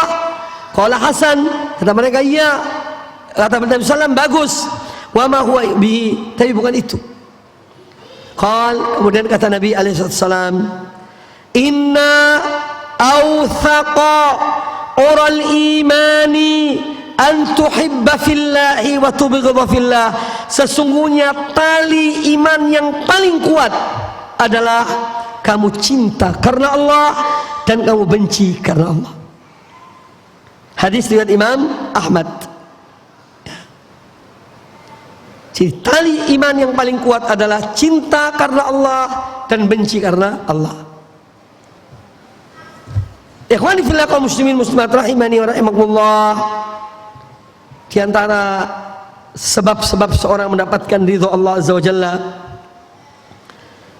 adalah dengan mengerjakan amal-amal soleh dan berbagai macam amal soleh. Semua itu sebab seorang mendapatkan ridha Allah azza wa jalla, yaitu disebutkan dalam surat Al-Bayyinah ayat yang ke-7 dan ayat ke-8. Allah Ta'ala berfirman, innal ladzina amanu wa amilus solihati ulaika hum khairul bariyah. Sesungguhnya orang-orang yang beriman dan beramal soleh, mereka itulah sebaik-baik ciptaan Allah. Jazaohum inda rabbihim jannatu adnin. Balasan di sisi Tuhan mereka bagi mereka adalah surga Aden, tajri min tahtil anhar, mengalir di bawahnya sungai-sungai, khalidina fiha abadan, kekal di dalamnya selama-lamanya. Mereka kekal di dalamnya selama-lamanya. Radhiyallahu anhum wa radu'an. Allah ridha pada mereka dan mereka ridha kepada Allah. Dzalika liman khasyya rabbah. Itulah balasan bagi orang-orang yang takut kepada Rabbnya. Jadi iman dan amal soleh dan berbagai macam amal soleh yang disebutkan oleh Nabi SAW dengan iman dan cabang-cabang iman. Itu semua adalah amal soleh. Kata Nabi SAW, al-imanu bid'un wa sab'una syu'bah. Iman itu lebih dari 70 cabang. A'laha, dalam satu riwayat, afdaluha, yang paling tinggi, yang paling afdal, qaulu la ilaha illallah. Itu kalimat tauhid. Seorang bertauhid. Kalimat la ilaha illallah. Wa adnaha imatatul adza anit thariq. Dan cabang iman paling rendah menyingkirkan gangguan di jalan. Wal haya'u syu'batun minal iman, dan rasa malu itu adalah salah satu cabang dari cabang-cabang iman. Maka semua amal kebaikan yang lebih dari 70 amal kebaikan ini adalah bagian dari iman. Makanya Al-Imam Al-Baihaqi rahimahullah ta'ala mempunyai kitab namanya Syu'abul Iman, ya, puluhan jilid, ya. Beliau semua menjelaskan tentang cabang-cabang iman yang lebih dari 70 cabang. Nah, semua amal-amal kebaikan itu adalah sebagai amalan yang dengannya seorang hamba mendapatkan ridho Allah Subhanahu wa taala. Tentu di antara amalan-amalan itu ada yang lebih, ya, yang lebih utama, ada yang di bawahnya, ya, tapi yang jelas bahwa itu menunjukkan bahwa amal soleh itu banyak. Dan setiap amal soleh yang disyariatkan oleh Allah dan Rasulnya adalah bagian dari iman. Kemudian yang berikutnya, tidak tahu berapa itu, 6 atau 7. Yang ke-6, betul, sama dengan nomor saya. Yang ke-6 adalah syukrullahi ta'ala ala ni'amihi. Salah satu penyebab seorang mendapatkan ridho Allah Azza wa Jalla adalah mensyukuri nikmat Allah Subhanahu wa taala. Selalu bersyukur. Kita ini sangat banyak mendapat nikmat dari Allah Azza wa Jalla. Nikmat zahiran wa batinan. Nikmat lahir dan batin. Ya, nikmat agama, nikmat duniawi, ya, semua, ya, sangat banyak. Di dalam surah Az-Zumar ayat yang ke-7 Allah Ta'ala berfirman, ya, in takfuru, jika kalian kufur, kalian tidak bersyukur kepada Allah, fa innallaha ghaniyun ankum, maka sungguhnya Allah itu tidak membutuhkan kalian. Allah tidak memerlukan kalian. Wala yarda li ibadihil kufra, dan dia tidak ridha kekufuran bagi hambanya. Wa in tashkuru, dan jika kalian bersyukur, yardahu lakum, maka dia ridha kepada kamu sekalian. Dan jika kalian bersyukur, Allah ridha pada kalian. Maka mensyukuri nikmat Allah Ta'ala, ya, siang dan malam selalu bersyukur, ini adalah, yaitu salah satu sebab seorang mendapatkan ridho Allah Ta'ala. Maka dari itu ada hadis Anas bin Malik.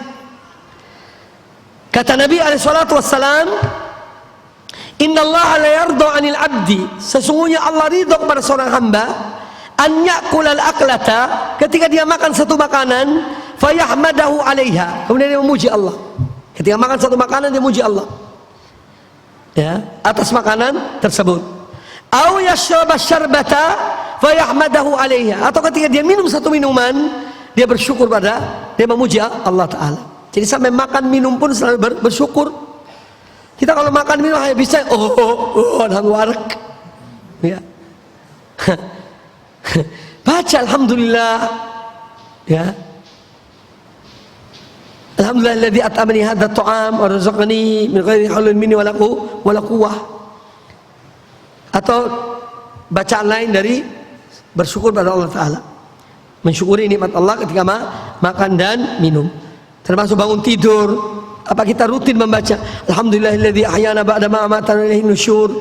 Ataukah bangun tidur langsung lihat ini penuh apa belum? Ya kan? Ini realita loh, ya, walaupun saya tidak tahu, ya. Tapi mengalami masalahnya. Ya. Jadi bangun tidur itu kadang lupa alhamdulillahilladzi ahyana ba'da ma amatana wa ilaihin nusyur. Yang dilihat pertama ini udah penuh apa belum? Loh, kok udah masuk ke ininya? Allah, kita ini coba, ini ujian, termasuk bala, ya. Bala di zaman ini, ya, ini benda satu ini. Ya. Jadi ikhwani fillah rahimani rahimakumullah. Kemudian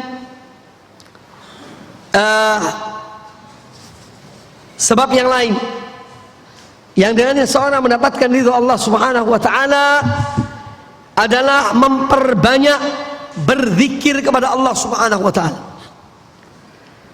Karena zikir pada Allah taala di antara amalan yang paling diridhoi oleh Allah taala. Dan zikir pada Allah adalah amalan yang sangat mudah, tidak memerlukan tenaga, tidak memerlukan duit, ya. Semua kalangan bisa melakukannya, ya, besar, kecil, kaya, miskin, sehat, sakit, ya, semua bisa berzikir. Karena apa? Hanya bermain lidahnya, ya. Modalnya hanya lidah ini. Tapi zikir itu sebetulnya ada dua macam, ya. Zikrullah itu ada dua macam. Ini perlu dipahami. Yang pertama adalah zikrul qalbi wa huwal aslu. Ya. Zikir pada Allah Ta'ala yang ada dalam hati seorang. Dia selalu mengingat Allah, ya. Ini zikir, dan ini adalah pokok dari zikir, ya. Wa aslu zikir, yaitu zikir hati ini. Selalu dia mengingat Allah. Kemudian yang kedua, zikrul lisan. Zikir pada Allah dari lisan. Dan ini termasuk amal yang baik, ya, karena ini amalan lisan. Makanya kita dianjurkan berzikir. Ketika seorang sahabat datang, ya Rasulullah, amalan-amalan dalam Islam ini sudah banyak, ya, aku ini sudah tidak mampu, ya, seakan-akan begitu dia mengatakan. Ajarkan aku apa sih amalan yang ringan aku mengamalkannya. Kata Nabi alaihissalam, la yazalu lisanuka ratban min dzikrillah. Hendaknya lisanmu selalu basah dalam berzikir pada Allah. Jadi zikir ada dua. Yang pertama zikrul qalbi, ini adalah asal pokok dari zikir pada Allah, hati yang mengingat Allah. Kemudian yang kedua adalah zikrul lisan, ya. Zikrul lisan. Zikrul lisan itu di antara adalah baca Al-Quran, zikir pagi petang, zikir sesudah sholat, ya. Karena dimaksud dengan zikir itu yang kita dianjurkan zikir subhanallah 33 kali, alhamdulillah 33 kali, Allahu akbar 33 kali, dilengkapi dengan la ilaha illallah wa la syarikalah, lahul mulku wa lahul hamdu ala kulli syai'in qadir, semua jadi 100. Itu bukan zikir di dalam hati, ini lisan. Ya. Tapi tidak perlu juga pakai loudspeaker, tidak usah. Ya. Iya. Tidak usah. Karena kadang-kadang kan ganggu, mungkin ada tetangga kita sakit. Iya. Jadi zikir yang dimaksud zikir dengan lisan. Baca Quran itu bukan dengan hati, kecuali orang bisu. Iya. Selama orang bisa baca Quran, baca dengan apa? Dengan lisannya. Iya, dengan lisannya. Jadi zikir lisan itu termasuk salah satu di antara amal yang utama dari zikir itu. Nah, apa dalil tentang zikir adalah salah satu di antara amal yang paling menyebabkan seorang mendapatkan ridho Allah Subhanahu wa taala, yaitu hadis Abu Darda radhiyallahu anhu, ya, yang diriwayatkan oleh Imam At-Tirmidzi, dan hadis ini disahihkan oleh Imam Al-Albani rahmatullah alaih. Dari Abu Darda radhiyallahu anhu, beliau berkata bahwasanya Nabi sallallahu alaihi wasallam bersabda, "Ala unabbiukum bi khairi a'malikum?" Maukah kalian aku beritahukan amal kalian yang terbaik? Wa ardaha inda malikikum, dan dia merupakan amal yang paling diridhoi di sisi raja kalian, yaitu Allah Ta'ala. Wa arfa'iha fi darajatikum, dan yang paling mengangkat tinggi derajat kalian. Wa khairin lakum min i'ta'idz dzahab wal warik, dan lebih baik bagi kalian daripada memberi infak emas dan perak. Wa min antal qaw aduwakum fatadribu a'naqahum wa a'naqahum wa yadribu a'naqakum, dan lebih baik, ya, dari kalian bertemu dengan musuh kalian lalu kalian memenggal leher mereka, atau mereka memenggal leher kalian. Jadi ini amal yang lebih baik dari itu semuanya. Mau tidak? Qalu wa ma dzaka ya Rasulullah. Amal apakah itu wahai Rasulullah? Ya. Kata Nabi alaihi wasallam, zikrullah, berzikir pada Allah. Ya. Dan zikir pada Allah itu tentu dimaksud zikir-zikir yang sunnah, yang diajarkan, dicontohkan oleh Rasulullah sallallahu alaihi wasallam. Ya, bukan zikir-zikir buatan manusia, enggak. Zikir yang dimaksud adalah yang dicontohkan oleh Rasulullah sallallahu alaihi wasallam, dan itu banyak. Subhanallah walhamdulillah wa la ilaha illallah wallahu akbar. La ilaha illallah wa la syarikalah, lahul mulku wa lahul hamdu wa ala kulli syai'in qadir. Astaghfirullah wa atubu ilaih, dan yang lainnya banyak. La haula wala quwata illa billah. Semua bagian dari zikir, termasuk salawat kepada Nabi sallallahu alaihi wasallam, termasuk baca Al-Qur'an. Bahkan para ulama mengatakan baca Al-Qur'an itu zikir yang paling utama di dalam membaca Al-Qur'anul Karim. Jadi zikir yang dimaksud adalah zikir yang diajarkan oleh Rasulullah sallallahu alaihi wasallam. Termasuk amal yang dengannya seorang mendapatkan ridha Allah Ta'ala adalah salah satu zikir pagi petang, yaitu mengucapkan raditu billahi rabban wa bil islami dinan wa bi Muhammadin sallallahu alaihi wasallam nabiyyan. Dibaca tiga kali pagi hari, 3 kali sore hari, di petang hari. Dalilnya adalah hadis Abu Salam dari salah seorang pembantu pelayan Nabi SAW. Ya. Pelayan Nabi SAW ini mendapatkan dari Rasulullah SAW, beliau bersabda, man qala, barang siapa yang mengucapkan raditu billahi rabban wa bil islami dinan wa bi Muhammadin sallallahu alaihi wasallam nabiyyan, barang siapa mengucapkan kalimat itu hina yumsi thalathan, ketika di sore hari 3 kali, wa hina yusbihu thalathan, dan ketika di pagi hari 3 kali, kana haqqan 'ala Allahi an yurdiyahu yaumal qiyamah, maka sudah merupakan hak Allah untuk meridhai hamba itu di hari kiamat kelak.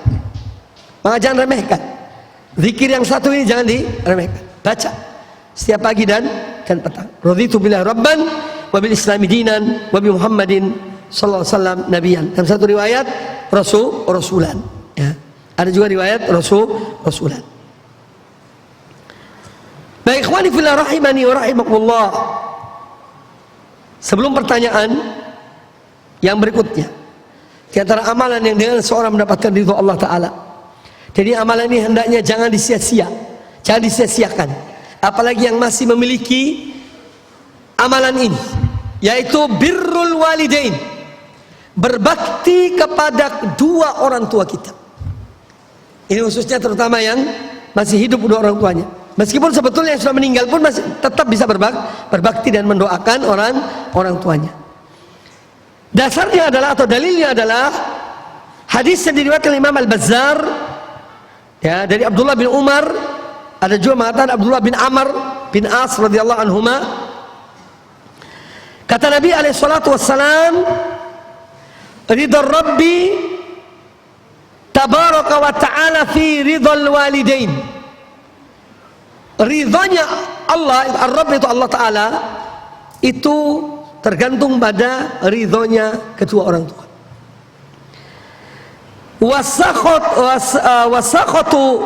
Wasakhatur Rabb, dan wasakhatullahi tabaraka wa ta'ala, dan benci atau murkanya Allah tabaraka wa ta'ala fi sakhatil walidain, ada pada kemurkaan kedua orang tua. Maka jangan sampai seorang menjadikan orang tuanya murka. Ya, hendaknya kita berupaya beramal, berbuat supaya kita mendapatkan ridho Allah Subhanahu wa ta'ala. Mumpung masih hidup, bagi mereka yang orang tua yang masih hidup atau salah satu di antara keduanya, maka berbaktilah pada 2 orang tuamu. Taatilah mereka dalam hal-hal yang ma'ruf. Adapun dalam hal yang maksiat, tolaklah dengan cara yang baik. Ya, jangan sampai menyakitkan hati orang tua. Jadi birrul walidain adalah salah satu di antara amalan yang dengannya seorang mendapatkan, yaitu ridha Allah Subhanahu wa ta'ala. Sebaliknya, uququl walidain, durhaka kepada kedua orang tua, salah satu sebab seorang mendapatkan murka Allah Subhanahu wa ta'ala. Kemudian yang terakhir adalah menjaga lisan. Karena ucapan-ucapan manusia ini terkadang tanpa disadari ada ucapan yang mulia, yang dengannya Allah ridho pada ucapannya. Tapi juga terkadang seorang mengucapkan satu kalimat dari hal yang dimurkai oleh Allah, maka dia dimurkai oleh Allah Subhanahu wa taala. Maka menjaga lisan, ya, ini sangat penting. Kita tidak mengucapkan kecuali kalimat-kalimat yang baik, yang mulia, yang dengannya seorang mendapatkan ridho Allah Subhanahu wa taala. Dasarnya adalah hadis Nabi sallallahu alaihi wasallam yang diriwayatkan oleh Imam Al-Bukhari, "Innal 'abda la yatakallamu bil kalimah min ridwanillah." Sesungguhnya seorang hamba dia mengucapkan satu kalimat, yang mana kalimat itu kalimat-kalimat yang diridhai oleh Allah. La yulqi laha balan, tapi dia tidak menyangka, ya, ketika mengucapkannya itu, ya, yarfa'uhu Allahu biha darajat. Ternyata kalimat itu Allah mengangkat tinggi derajatnya, derajat kemuliaannya, ya, dan beberapa derajat. Kemudian kata Nabi alaihi salatu wassalam, wa innal abda la yatakallamu bil kalimati min sakhatillah. Dan sungguhnya seorang hamba juga terkadang dia mengucapkan kalimat dari kalimat yang dimurkai oleh Allah. La yulqi laha balan, dia tidak menyangkanya, dia tidak mempedulikannya. Kalimat tersebut yahwi biha fi jahannama, ternyata dengan kalimat itu dia dijatuhkan dalam api neraka. Maka di sini pentingnya menjaga lisan, ya, jangan sampai lisan kita mengucapkan kalimat-kalimat yang dimurkai oleh Allah Subhanahu wa taala, dan jangan gampangkan masalah ucapan ini. Baik kaum muslimin kaum muslimat rahimani wa rahimakumullah, jam menunjukkan 10.51 menit. Saya kira masih ada waktu untuk pertanyaan, ya. Cukup? Atau lanjut? Saya kira materinya cukuplah. Nanti kebanyakan malah tidak tahu apa yang dibawa pulang. Ya.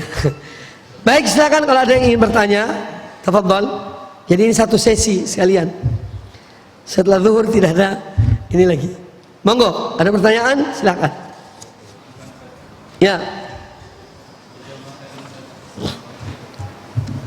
Terkait dengan ridho Allah, apakah bisa diganti dengan bahasa wajah, sehingga ada beberapa mengucapkan mencari wajah Allah? Apakah ini bisa diartikan? Kalau mengartikan wajah dan ridho, ini satu hal yang tidak tepat. Karena wajah lain, ridho lain. Ya. Mencari wajah Allah itu apa artinya? Kalau bahasa manusia apa? Mencari muka. Kita kalau mencari muka pada Allah Ta'ala boleh apa tidak? Boleh, ya.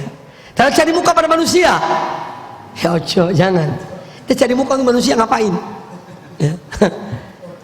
Cari wajah Allah, ya. Jadi memang kadang-kadang ada yang setelah dia liwajhillah, kemudian kadang diartikan dengan untuk mendapatkan ridho Allah, ya. Maka saya mengatakan bahwa dua makna ini berbeda.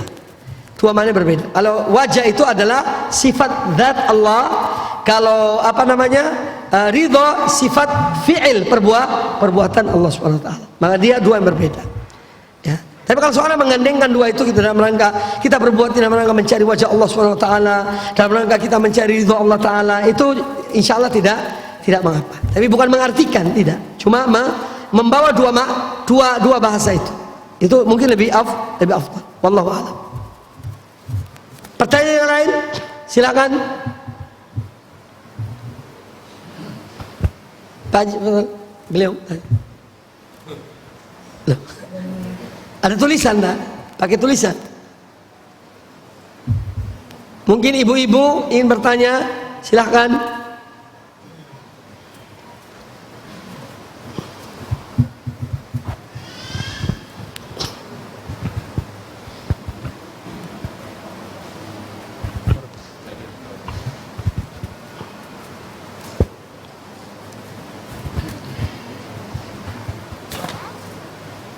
Baik, sambil menunggu pertanyaan, masih ada dua poin yang ingin saya sampaikan. Poin yang ingin saya sampaikan, bagian dari salah satu sebab untuk mendapatkan ridho Allah Subhanahu wa taala, yaitu ketika seorang hamba diuji oleh Allah taala dan dia bersabar dalam ujian Allah. Ya, dia bersabar, dia ridho dan ujian Allah, maka ini termasuk salah satu sebab yang dengannya seorang mendapatkan ridho Allah Taala, sebagaimana disabdakan oleh Nabi sallallahu alaihi wasallam dari Anas bin Malik radhiyallahu an, kata Rasulullah sallallahu alaihi wasallam, inna idhamal jazai ma'a idhamil bala, sesungguhnya besarnya pahala itu dengan besarnya ujian. Semakin besar ujian dan orang itu sabar, semakin besar pahalanya. Ya. Kemudian kata Nabi SAW, wa inna Allah idha ahabba qawman ibtalahu, dan sungguhnya Allah, kalau Allah cinta pada suatu kaum, Allah menguji kaum itu. Jika Allah ingin, kalau Allah mencintai suatu kaum atau seorang hamba, Allah menguji hamba tersebut, Allah menguji kaum tersebut. Faman radhiya falahur ridha, maka barang siapa yang ridha dari ujian Allah itu, maka dia mendapatkan ridha Allah. Wa man sakhita falahus sakhatu, dan barang siapa yang dia murka kepada ujian Allah, maka Allah pun murka kepadanya. Makanya Syekh Muhammad bin Shalih Al-Utsaimin rahimahullah taala menukil dari Syekhul Islam Ibnu Taimiyah menyebutkan bahwa manusia dalam menghadapi ujian Allah itu ada 4 golongan. Ya, manusia dalam menghadapi ujian Allah ada 4 golongan. Yang pertama adalah orang-orang yang murka kepada ujian Allah. Mereka tidak ridho, murka, marah. Dan ini tampak dari perbuatan mereka. Ada mencabik-cabik wajahnya, ya, memukul kepala di tembok, ya, atau mungkin dia apalah dari perbuatan-perbuatan yang menunjukkan bahwa dia murka, tidak ridho kepada ujian Allah. Maka balasannya adalah murka Allah Ta'ala. Yang kedua, golongan yang kedua, yaitu mereka yang sebetulnya tidak senang dari ujian itu. Jadi ada gejolak dalam diri mereka, tetapi mereka menahan diri.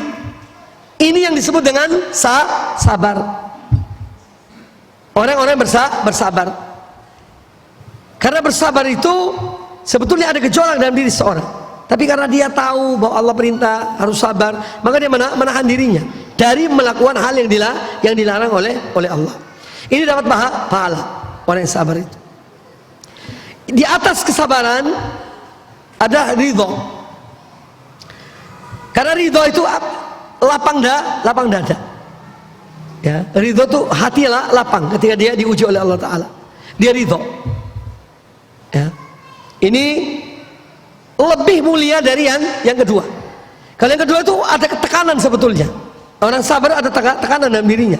Cuma dia diperintahkan sabar, dia sabar. Ya. Sedangkan di atasnya orang yang ridho, dadanya besar, lapang dadanya dengan ujian tersebut, maka dia mendapat ridho Allah Ta'ala. Kemudian yang keempat adalah orang yang bersyukur. Ini tingkatan paling tinggi, dan ini tingkatannya para anbiya, para rasul sallallahu subhanahu wa ta'ala. Ya, mereka mendapat tentu yang termulia, orang yang bersyukur dengan ujian yang Allah berikan kepadanya. An-Nabi alaihissalam, kalau beliau dalam keadaan dapat ujian dari Allah Ta'ala, itu para sahabat tanya kepada beliau, ya, bagaimana keadaanmu ya Rasulullah? Maka beliau mengatakan, apa ucapannya? Alhamdulillahi ala kulli hal, segala puji hanya milik Allah dalam semua keadaan. Jadi tingkatan manusia dalam menerima ujian Allah ada 4 tingkatan. Yang murka, balasannya dimurkai oleh Allah Ta'ala. Yang dia tidak senang tapi dia menahan diri, ini sabar namanya, ini dapat pahala. Di atasnya adalah orang yang ridho pada ujian Allah tersebut. Yang di atas lagi paling tinggi adalah yang bersyukur dengan ujian Allah tersebut. Baik, poin kedua. Ini tadi poin pertama. Poin kedua, bahwa semua yang kita bahas ini tadi, jika seorang hamba istiqomah, ya, bukan terputus di tengah, tapi dia selalu istiqomah dalam amalan-amalan tadi itu. Ya, seorang birrul walidain sampai orang tua meninggal, bahkan setelah meninggal pun tetap birrul walidain, istiqomah. Ya. Demikian pula amal-amal yang lainnya yang menjadi sebab ridho Allah Ta'ala, dia istiqomah. Seorang bermanhaj salaf mengikuti para sahabat, Muhajirin dan Ansor, dan orang-orang yang mengikuti mereka dengan baik, itu sampai matinya. Istiqomah sampai sehingga dia mendapatkan yang disebutkan. Jadi bukan dia tidak terputus, tapi berusaha untuk selalu istiqomah dalam melaksanakan sebab-sebab yang dengannya seorang mendapatkan ridho Allah Subhanahu wa ta'ala. Itu 2 poin yang ingin saya sampaikan. Kemudian di sini ada pertanyaan, Ustadz, mengenai sikap benci karena Allah, bagaimana level kita dalam bersikap? Sebetulnya masalah cinta dan benci itu dalam hati. Ini amalan hati. Ya. Kadang-kadang seorang itu, dan ini kaitannya dengan amar ma'ruf nahi mungkar. Itu pun menunjukkan tingkatan iman yang ada dalam diri seorang. Kata Nabi SAW, hadis sahih riwayat Imam Muslim, man ra'a minkum mungkaran falyughayyirhu biyadihi. Barang siapa yang di antara kalian melihat satu kemungkaran, maka hendaknya dia merubah kemungkaran itu dengan tangannya. Ini tentu bagi yang mampu, yang mempunyai wewenang, ya, yang mempunyai kekuasaan untuk mengingkari kemungkaran itu. Seperti orang tua di rumahnya. Ya, kalau kita bertamu di rumah orang, ya jangan sok jadi tuan rumah. Kadang-kadang ada menantu, ada orang tamu datang ke rumah orang, sholat maghrib kok TV-nya masih terbuka, langsung dimatikan. Loh, Anda ini tamu kok, ya, Anda bisa usulkan dong, Pak, mungkin sudah maghrib kita ke masjid, mungkin TV-nya dimatikan. Iya, loh, ini kadang-kadang begitu, saking semangatnya berdakwah, ya, tapi tidak tahu aturan, dia berada di wilayah siapa, ya, maka hati-hati. Loh, ini kadang-kadang merusak dakwah ini. Karena perilaku perorangan, akhirnya dakwah menjadi rusak, dianggap semua seperti itu, ya. Maka janganlah oknum-oknum merusak dakwah ini, ya. Kalau pribadi saja, jangan merusak yang lainnya. Ini penting saya ingatkan, karena tidak sedikit terjadi seperti itu. Jadi orang yang mengingkari kemungkaran dengan tangannya, itu yang mempunyai wewenang. Pak RT, Pak RW, lihat ada kemungkaran, ada anak-anak muda misalnya minum khamar, kewajiban mereka, ya, untuk melarangnya, untuk memberhentikannya. Itu kewajiban mereka.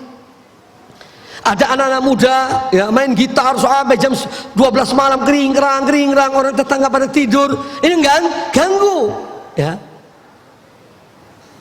Sebelum kita bicara masalah apa hukumnya itu, ini sudah mengganggu, menyakiti. Ini wewenang siapa? Ya, wewenang RT RW. Karena mereka punya wewenang, maka mengingkari kemungkaran sesuai dengan wewenang masing-masing. Kemudian karena tidak setiap orang memiliki wewenang ini, maka Rasulullah menyebut yang kedua. Fa illam yastati fa bilisanihi. Kalau tidak bisa mengingkari kemungkaran dengan tangan dan wewenang kekuasaan, maka dengan lisan, dengan nasihat, peringatkan dengan cara yang baik, kalimat-kalimat yang baik, ya. Nah, tatkala ketika seseorang tidak semua ucapan kita didengar, maka Rasulullah memberikan alternatif ketiga, ya. Karena tidak semua nasihat mau didengar.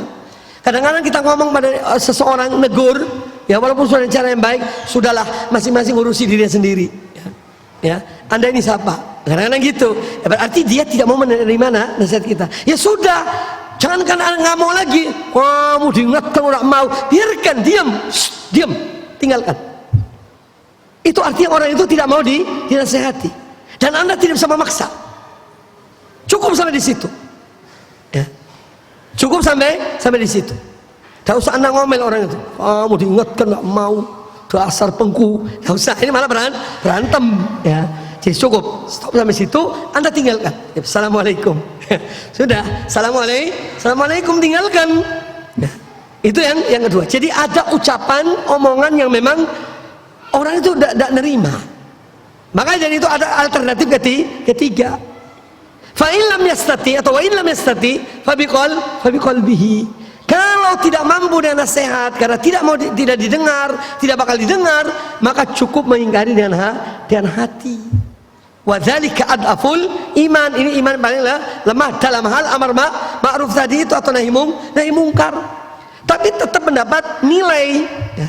Maka dalam hal benci karena Allah dan ini kembali kepada ini juga tadi. Kalau kita bisa mengingkari dengan apa namanya, dengan tangan wewenang silahkan.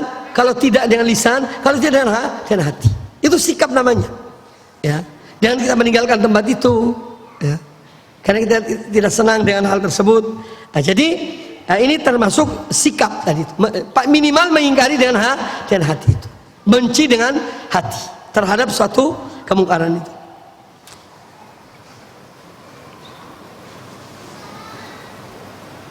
Nah, ini termasuk pertanyaan ini sudah saya jawab dari yang saya jawab tadi. Baik, yang lain silakan, ada pertanyaan? Apa cukup? Mohon maaf Pak, ya. Ada pertanyaan lewat online. Silakan, ya. Kami bacakan. Assalamualaikum, mau bertanya Ustadz, dalam berzikir lisan apakah harus diikuti juga dengan maknanya dalam hati? Ana belum mampu memahami bahasa Arab. Apakah setiap zikir pagi dan petang juga bisa menggapai ridho Allah? Bisa apa? Menggapai ridho Allah karena belum tahu maknanya Ustadz. Jadi dia berzikir tetapi belum tahu maknanya. Zikir pagi petang apa? Pagi petang tadi terakhir. Dia belum bisa bahasa Arab, jadi belum tahu maknanya. Baik.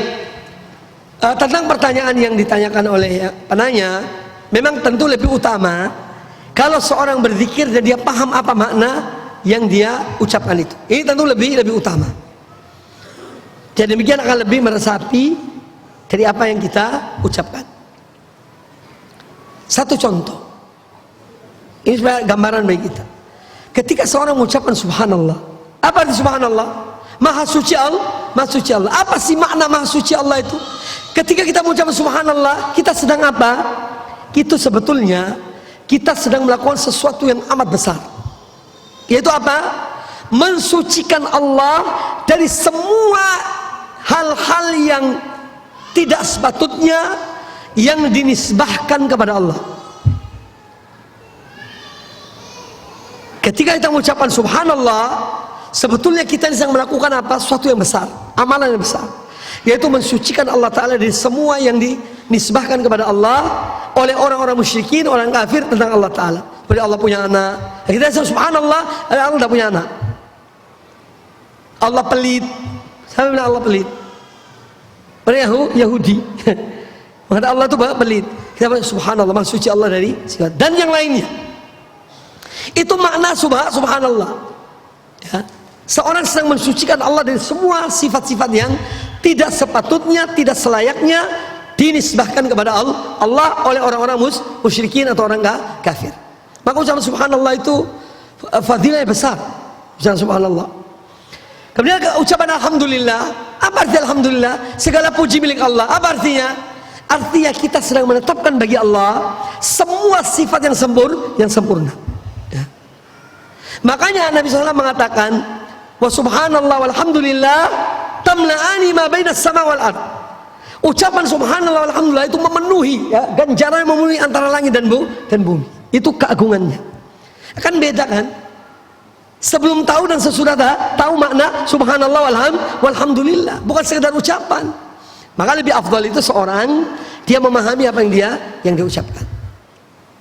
Itu lebih utama. Tapi tidak semua bisa. Ya, mungkin butuh waktu sambil dia belajar. Dan itu tetap tidak mengapa seorang kalaupun belum paham, dia tetap mengamalkannya. Tetap mengamalkan zikir-zikir itu, insya Allah juga tetap dapat pahala di sisi Allah Subhanahu wa taala. Wallahu a'lam. Silakan.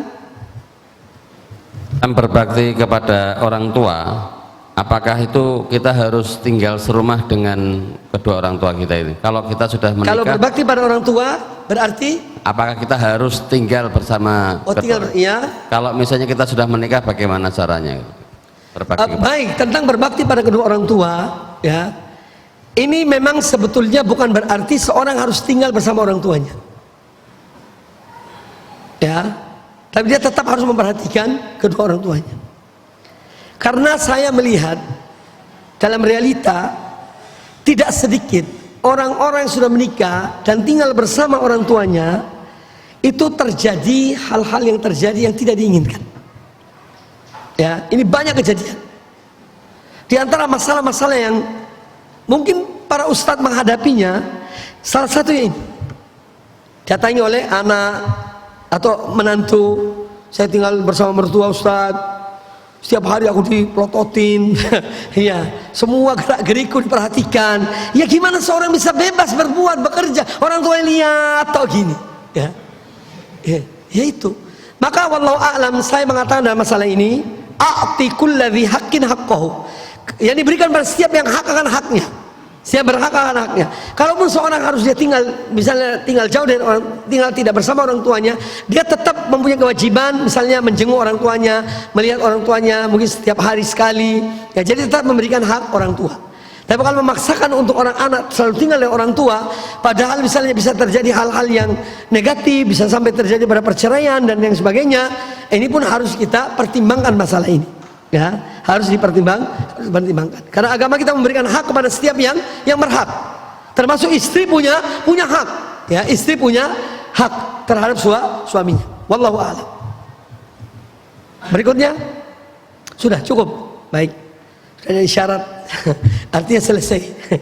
Baik Bapak Ibu sekalian rahimani wa rahimakumullah, semoga apa yang kita disampaikan pada kesempatan yang baik ini bermanfaat bagi kita semuanya, dan semoga kita menjadi hamba-hamba Allah yang istiqamah dalam mengamalkan hal-hal yang dengannya menjadi sebab mendapatkan ridho Allah subhanahu wa ta'ala.